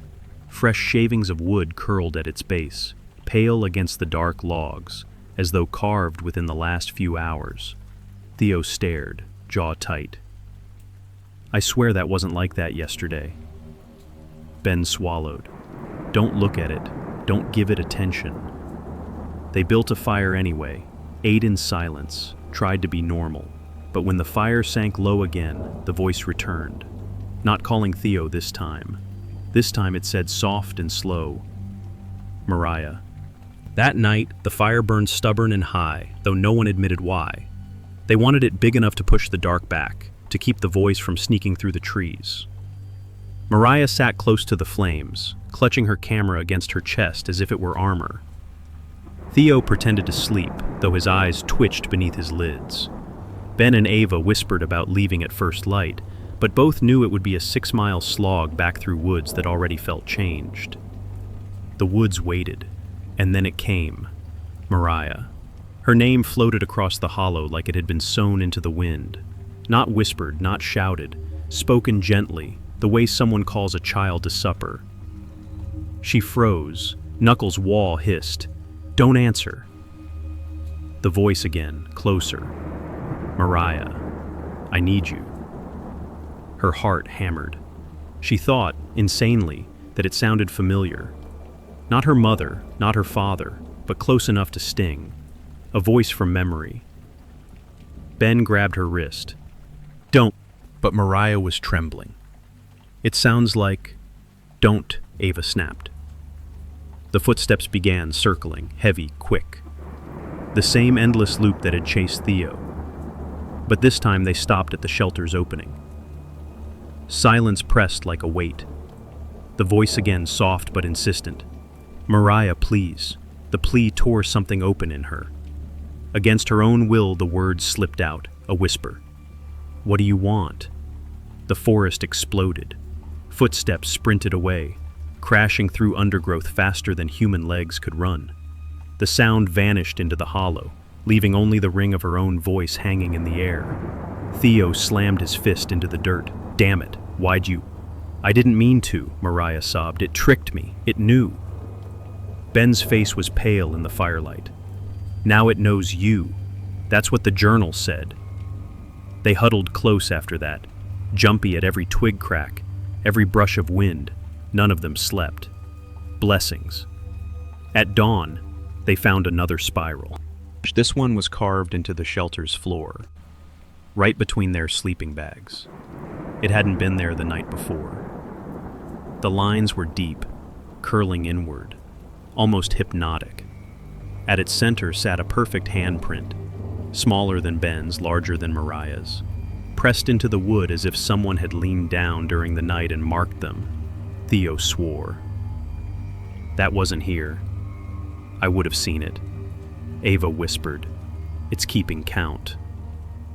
They tore the floorboard up with a rock, desperate to erase it, but the spiral seemed to continue downward, burned into the next layer of wood, older, blacker. They stopped after the second plank, Stomachs nodded. Mariah shook. What if it's always been here, since before us? No one answered. They spent the day hiking in circles. The trail markers felt wrong. The forest twisted. They followed the map, the compass, even the GPS on Ben's phone, but no matter which way they turned, by afternoon they staggered back into the clearing with the shelter waiting, tilted and grinning. Ava threw her pack on the ground. We're trapped. Theo snapped. It's your damn fault for answering. Mariah recoiled. I said one word. Secure is all it takes, he shouted. Ben stepped between them. Stop, this isn't helping. But his voice trembled. He was scared too. That night, they sat without a fire, terrified it would draw the voices closer. The dark clung heavy, crushing. The calling came again. Not Theo, not Mariah this time. Ben. It slid through the hollow, curling into the shelter like smoke. Ben's hands shook, fists pressed to his ears. I'm not answering, he muttered. I'm not. The voice grew firmer. Ben, you're already mine. He whimpered. Ava wrapped her arms around him, but her face was pale, eyes wide. Theo whispered, it won't stop until one of us goes. Rapid. The silence that followed was worse than the voice. Because all of them knew, he was right. The night held like wet cloth. The air pressed heavy against their lungs, damp and clinging. Ben shivered in Ava's grip, whispering to himself that he wouldn't answer. Over and over, like prayer beads slipping through fingers. Theo stared into the dark. Maybe one of us should. Maybe if someone goes, the rest of us can leave. No, Ava snapped. That's not a choice. But her voice cracked. Mariah hugged her knees, camera balanced uselessly in her lap. It wants all of us. Don't you get it? The spirals, they're records, names, tallies. Firmware groaned. Then the voice returned. Ben, inside the shelter. Inside the shelter. Ben whimpered, pressing his hands tighter to his ears.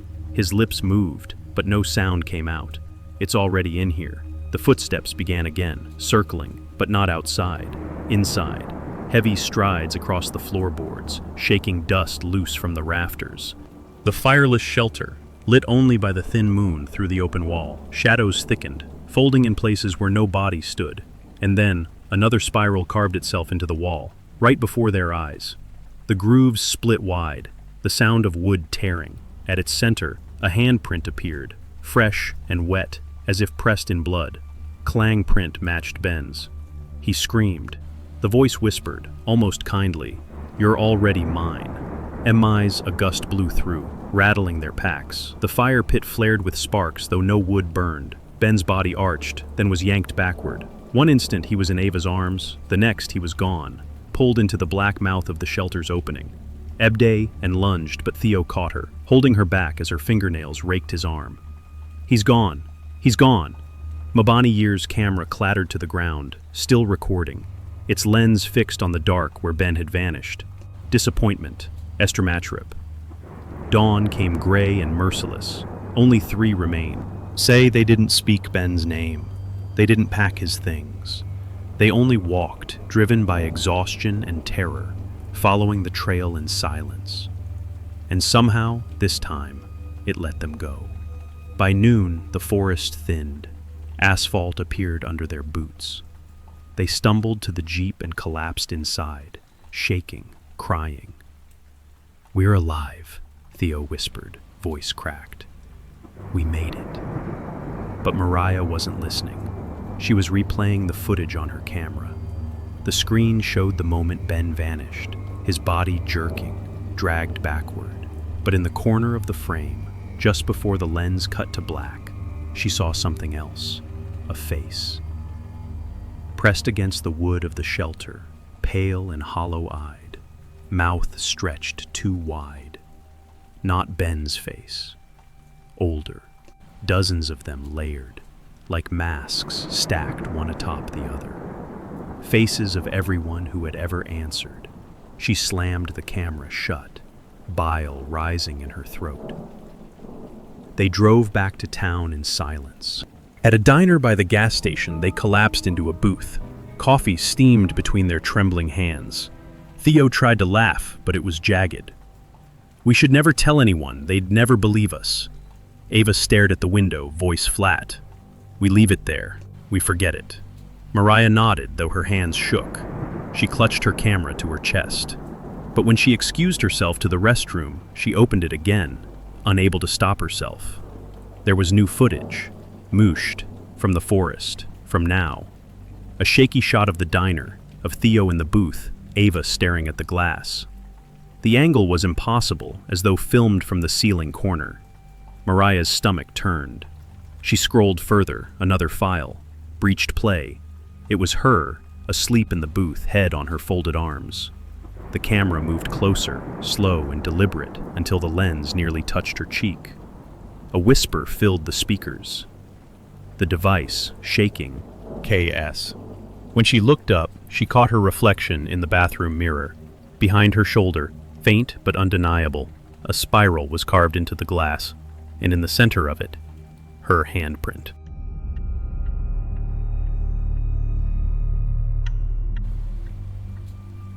The gravel road narrowed until it was barely more than 2 tire tracks through the trees. Branches reached across like arms, brushing the Jeep's roof as the students from St. James College bumped their way toward the campground.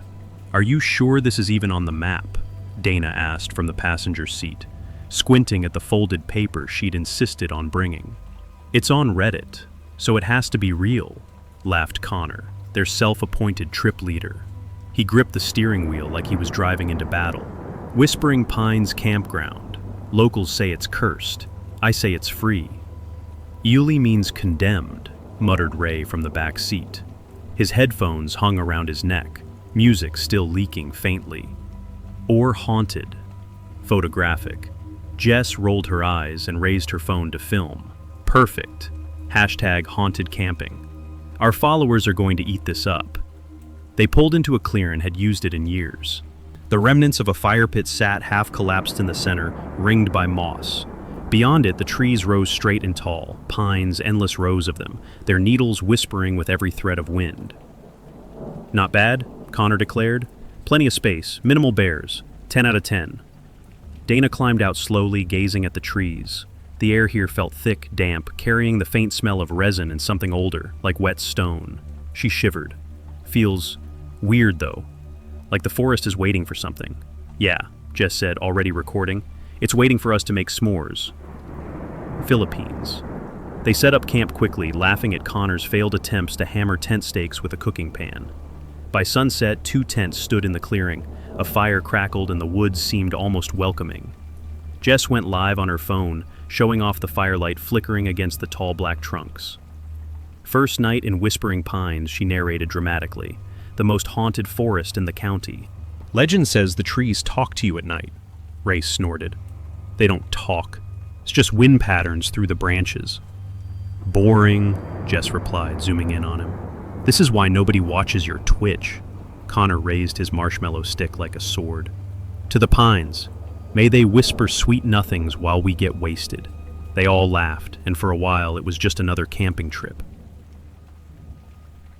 It started small, a shift in the wind, a brush of sound among the needles. Dana tilted her head. "Do you hear that?" The others quieted. The fire snapped and hissed. Beyond it, the forest whispered, a low murmur, rhythmic, almost like a crowd murmuring far away. Connor said quickly, but his eyes darted toward the trees. Jess leaned forward, grinning. "No, listen, doesn't it sound like words?" They did. None of them admitted it out loud, but the murmur threaded into syllables, fragments carried on the air. "Come back. Don't go. Stay." Cabinets pulled his hoodie tighter. "That's creepy as hell." Dana's face went pale. "It said my name." They all stared at her. "What?" Connor asked. It said Dana." She stood abruptly, hugging her arms. Like it was right there. Connor laughed, but it was brittle. "The wind said your name, sure. Next it'll ask for your phone number." But Jess replayed the live video she'd been recording. They huddled close around the tiny screen. The fire crackled. Jess's voice chattered in the background. And then, beneath it, faint but clear, the wind whispered, Dana. Her name, drawn out like a breath. The video ended. Silence fell heavier than the trees themselves. Ray muttered, Nope, not staying here. Don't be dramatic, Connor snapped, though his knuckles were white around the marshmallow stick. It's just interference, an audio glitch. But even as he said it, the forest sighed again. The needles shifted in unison. The whisper rolled through the pines, low and patient. Ta. This time, all four of them heard the words. If you answer, you belong to us. The fire burned lower as the night deepened. None of them wanted to admit they were listening for it, but every ear strained past the crackle of flames, waiting for the wind to shift again. It didn't take long. The pines stirred, needles hissing like water poured on a hot pan. The whisper coiled through the branches, weaving into words. Ray, you didn't delete the messages. She knows. Ray's head snapped up. What the hell? What? Dana asked. Nothing, he snapped back, pulling his hood tighter. His eyes darted to the others, then to the trees, as if daring the forest to keep going. Wax wind shifted again. Stabilize. You stole from her purse. You thought no one saw. Froze. Shut up. That's not real. Connor frowned. What is it talking about? Jess's face flushed red. Nothing. It's just random crap, like fortune cookie nonsense. Publish's yulse quickened. The whispers weren't random. They were secrets. The forest exhaled again. Connor, you left him on the road. You didn't stop. You kept driving. Connor's face drained of color. That's bullshit. Ray's eyes narrowed. What is talking about, man? Nothing, Connor barked. But his hands trembled around the marshmallow stick until it snapped in two. Dana hugged herself tighter. She knew what was coming even before the wind sighed again. Dana, you wish she'd never been born. You said it when no one was listening. Her breath hitched. She shook her head. No, that's not... But it was. She had been 14, overwhelmed by her little sister's crying, whispering those words into a pillow. Words she had regretted for years. The others stared at her, the silence cutting deeper than judgment. Ray laughed nervously. Okay, it's just reading our minds, right? Just tricks. But Jess's voice was tight. It's not tricks if it knows things we never said out loud. Each other differently then. Suspicion, fear, shame. The forest had stripped them bare, the into glowing bones. Connor threw on another log, hands shaking. Screw this, we're leaving in the morning, first light. Dana whispered, what if it doesn't let us? The wind picked up as if answering, sifting through the needles. A low chorus rose, voices overlapping. Stay. Stay. Stay. Jess clamped her hands over her ears. Shut up. But the whisper slithered underneath, threading straight into her skull. Jess, you'll answer first. Her stomach dropped. She shook her head violently, whispering to herself, No, I won't. Ray muttered, Don't answer. Whatever happens, don't answer. They crawled into their tents before dawn, too exhausted to argue further. But none of them slept well. The whispers didn't stop when the fire died. They slid through the nylon walls, brushing soft against their ears, murmuring secrets they didn't want to hear again. Tass. By morning, Dana's eyes were bloodshot. Jess's hands shook too much to hold her phone, and Ray looked like he'd run a marathon. Only Connor forced a grin, tossing gear into his pack. Day hike. Quick loop back to the car, easy, he said. But when they followed the trail, the forest seemed to twist. Every path bent back toward the clearing. The compass spun uselessly. After 2 hours, they stumbled into camp again, the dead fire pit waiting, their tents sagging like watching eyes. Jess dropped her pack. It won't let us leave. The pines sighed overhead. Yuang. Dash. Jerves were frayed raw. That was when the wind grew sharp again, carrying a single voice, clear and undeniable. "Jess, answer me." She bolted upright. "No, I'm not." Dare circled the clearing, sliding from tree to tree. "Jess, please, just one word." Bracelets clans over her mouth, tears springing to her eyes. Dana grabbed her shoulders. Don't say anything." But the voice pressed closer, urgent, pleading, wrapping around her skull. "Jess, I know you. I'm waiting." Her lips trembled. She shook her head violently. And then, without meaning to, Jess gasped out, "What?" The word cut like glass. The whisper fell silent. For one long, terrible moment, the forest held its breath, breaking. Then Jess's eyes went wide. She staggered backward as if pulled by invisible strings. Her feet scraped through the dirt, dragging her toward the tree line. Dana and Connor lunged, grabbing her arms, but her body jerked with unnatural strength. "Jess!" Dana screamed. Jess's mouth opened in a soundless cry as her heels carved two deep lines in the soil. Her phone dropped from her pocket, skittering across the ground, recording her final moments as the forest swallowed her whole. The dragging stopped at the edge of the pines. Her footprints ended there. No body, no Jess, only silence. And then the trees sighed again. 1.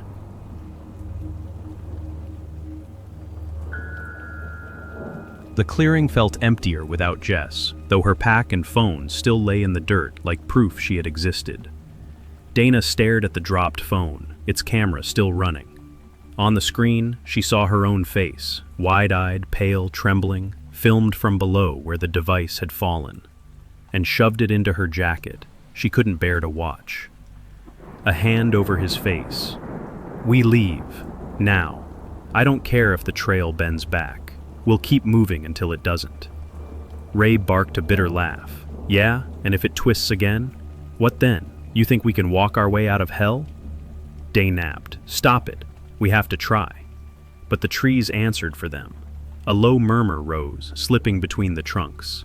Softer at first, like distant traffic, then clearer.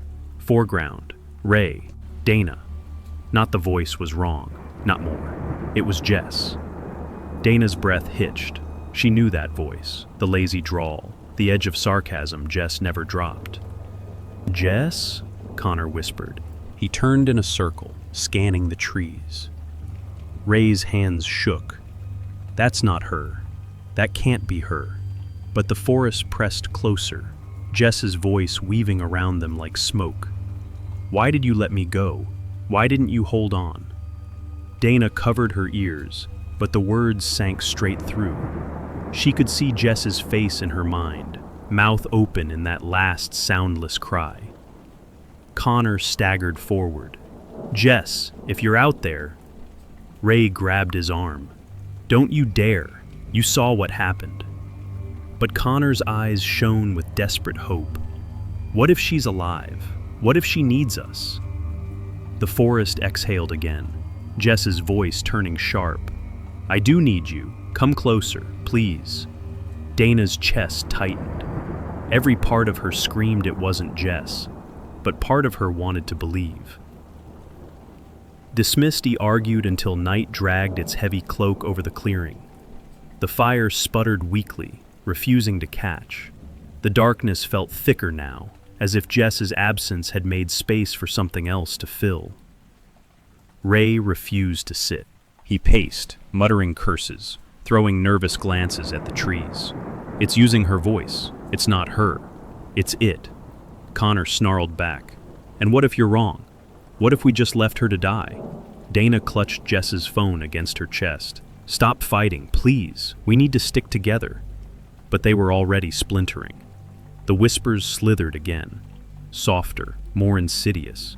This time, Jess's voice leaned into Connor's ear alone. "I saw what you did, Connor. The boy on the road. You left him there." Connor flinched like struck. "Shut up," substituted, and Ray stared. "What's it talking about?" Dana asked. "Nothing," Connor growled, but the forest hissed the secret again, dragging it into the open.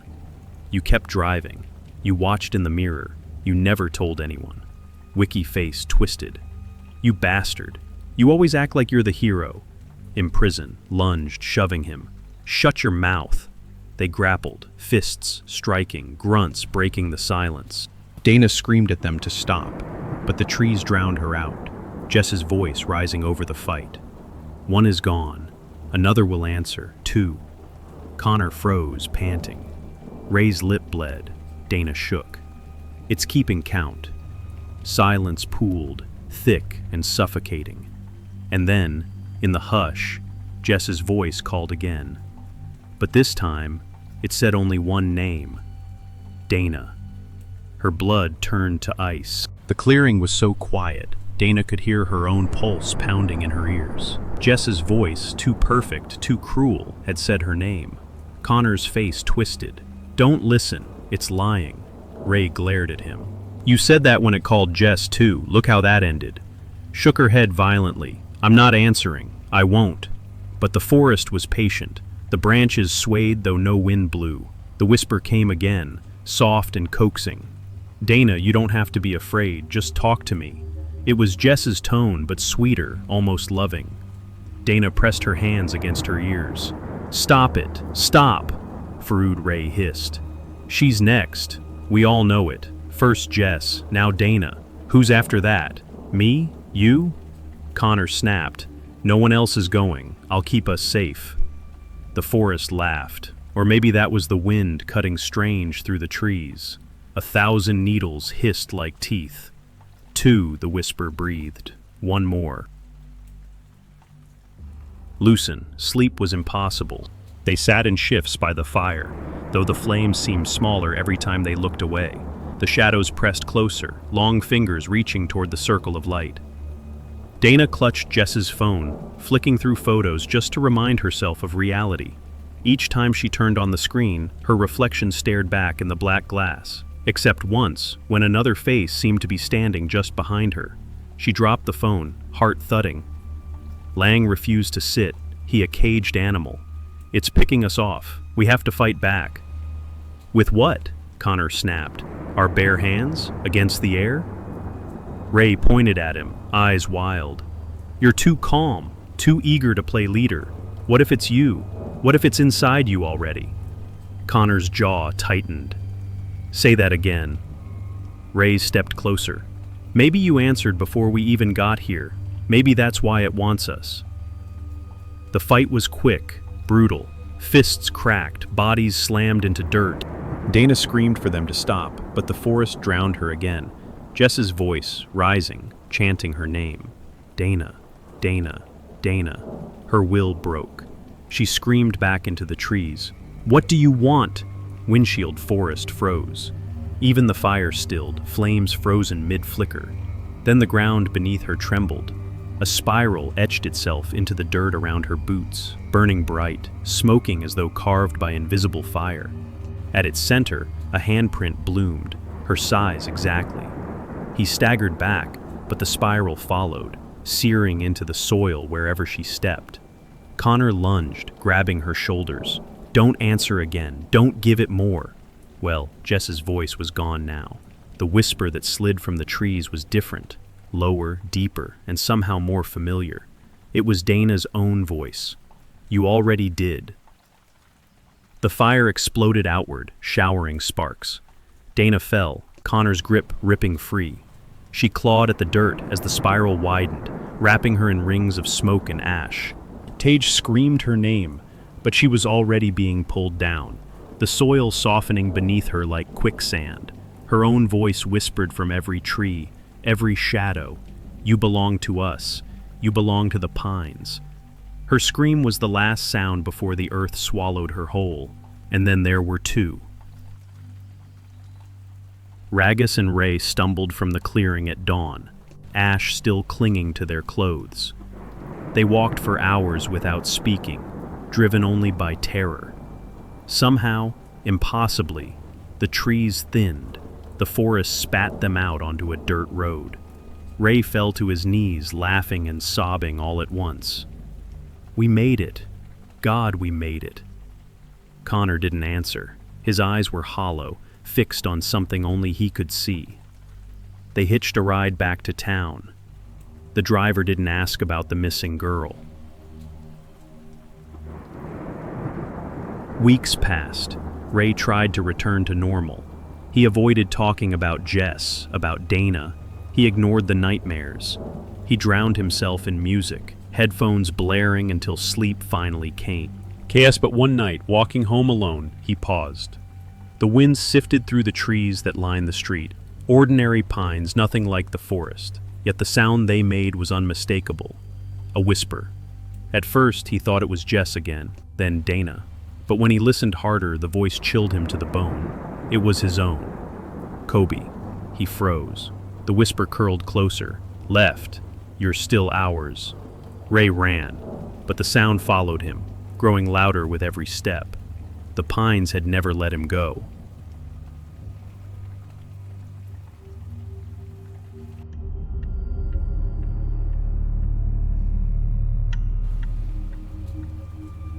Whispers by the fire. 8:41 p.m. The first crackle. To sound that loud, Evan told himself it was the dry pine needles catching quick and the fat wood hissing out its sap. He sat back on the camp chair and watched sparks unhook from the logs and vanish into the dark, each little comet swallowed by the black pines that ringed the small clearing like a jury. The air smelled the way it always did on autumn trips. Smoke, resin, wet earth cooling down from a day that had been too warm for October. Phone signal? Avery asked, holding her phone up like a toast to the sky. Her screen reflected the fire on her face, turning her eyes the color of embers. Colon bars, then one, then... She frowned. Then a liar. Okay, nothing. To the top and tucked her chin into the collar. Good. No doom scrolling. We're here to be feral. Speak for yourself, Drew said, clicking the GoPro onto a mini tripod. My feral is 4K at 60 frames a second. 1984 they were four friends, should camp for 3 summers, and finally meant it. Evan had picked the spot, an unofficial turnoff between mile marker 17 and the boundary sign for the state forest, a clear patch by a stream that threaded silver in the day and turned black as ink at night. There were no tent pads or numbered sites, just a history of people who had dragged stones into circles before them, and a place where the ground had learned the shape of a fire. They'd hiked in a quarter mile from the gravel road with gear they'd all bought in a rush last week, which meant most of their equipment was either high-tech or ill-advised. Avery had a titanium mug and a $9 headlamp that flickered when she breathed. Drew had the camera rig that made him look like a dad vlogger lost in the woods. Maya had a tarp she swore was army grade and a blanket with little crescent moons that shed on everything. Evan had the stove that used wood, so you could justify bringing fewer fuel canisters and more snacks. He poked at the logs with a stick, because men do that, even men who know it doesn't do much. The flames knelt and then leapt. The crackles came sharp and then too sharp, like someone snapping little dry bones. And for a second his scalp prickled, as if the sound happened right above him instead of in the pit. The night went on being night. A breeze threaded through, carrying the bitter tang of pitch and the sweeter rot of leaves. Somewhere deeper in the trees, a branch let go of its weight and fell with a thud that rolled out and was gone. The stream muttered to itself like a neighbor on the phone. This is good, Maya said, hands extended toward the heat. Like quitting a bad job good. Like deleting an ex, Avery said. Like not checking the comments, Drew added, angling the GoPro. The tiny red light winked on. Okay, for posterity, day 1, success. We got in before dark, nobody face-planted in the creek, and I have achieved a perfect B-roll of Evan burning dinner. It's not burning, Evan said. It's a blackened reduction, Avery corrected deadpan. Chef's kiss. They ate out of bowls, laughing around mouthfuls, and the laugh echoed once, just once, too far. Evan glanced up. The pines stood like the backs of tall men. Far beyond the last reach of the firelight, the dark thickened into a wall. He told himself that of course sound bounced weird out here. The clearing gave it a room to play in. It was the acoustic version of a funhouse mirror. Do we do the ghost stories thing? Maya asked. Or is that too? Yes, Avery said. Always yes. Okay, but rules, Drew said. No real names of people we actually know. No true crime reenactments I can't fact-check when we get back to civilization. And no whistling. I saw a TikTok about that. About whistling? Evan said. Like it summons. What, park rangers? The wrong kind of attention, Drew said. From the wrong kind of listeners. The woods are full of listeners, Maya said softly, like a librarian warning you about your inside voice. F.K. Avery leaned forward and rubbed her hands, like she was warming up a story. I have one. It's from an outdoors forum. Guy said he was camping near Bend, Oregon. Middle of the night. He woke up because he heard talking, not near his tent, like around his fire. He checks his watch, 3:07, and peeks out. He sees figures sitting around the coals, not moving, not looking at each other, just sitting. The talking doesn't match their mouths. It's like the voices are on a delay. He air with his spoon. Nope. He closes his eyes, counts to 30 because he read somewhere that 30 seconds is enough for a dream to realize it's a dream. Opens them, still there. He remembers he left his phone recording because he'd been trying to capture owl sounds. So he stays inside the tent and listens on a 1-second delay. He can hear the voices clear as day, except they're his friends, Maya said. Wrinkles, Avery said. They're him. It's his voice, telling a story he told earlier around his fire, chopped up and reassembled and peppered with words he didn't say. The involuntary kind. Okay, that's nasty. Wildfires grinned, satisfied. He hit stop and threw the phone into his sleeping bag like that would, I don't know, turn off the outside. Next morning, no footprints around the fire. Drew made a show of clapping. The GoPro's tiny red eye winked approval. Excellent. 10 out of 10, hated it. Your turn, Evan said, but make it about something harmless, like an elk with a top hat. Deer with a podcast, Maya said. Blankets opened his mouth, then closed it. The fire popped in the kind of way that sounds like a voice made of wood. A breeze teased the smoke so it pushed toward the tents, then swirled and went straight up as if someone had put a glass dome over their heads. Evan's phone, forgotten on the side table by the chair, lit itself with a little buzz. The screen said, "Motion detected at your door, 8:49 p.m. It was the camera on his tiny city apartment 3 hours away, the dumb doorbell he'd installed because package thieves were getting creative, and he hated surprises. He tapped the alert. The tiny video window opened on his door, which was his door, because of course it was. A rectangle of hallway, a welcome mat that said hello in a font he regretted, a sliver of the neighbor's plant. Fingered on the screen, the hallway stood empty. Nothing moved. He turned the phone toward the others. Ghosts of Amazon. Aberrand Inn. Sometimes the motion is like a moth, or light change, or a neighbor's door, Drew said. On the video, a shadow slid across the bottom edge. Not a person, not the clean axis of a door swinging. A shape too low for a person unless they were crawling, which, why would they be crawling? And then the clip ended because the camera had decided it had seen enough. Play it back, Maya said, voice carefully light. Evan scrubbed the little white dot backwards, hit play. The shadow didn't move the same way the second time. It dragged a fraction longer, like the app's compression had found a rough edge and made it worse. Avery made the face you make when you say, "Don't be dumb," and also, "Would you mind not being dumb?" It's nothing. It's nothing, Evan agreed.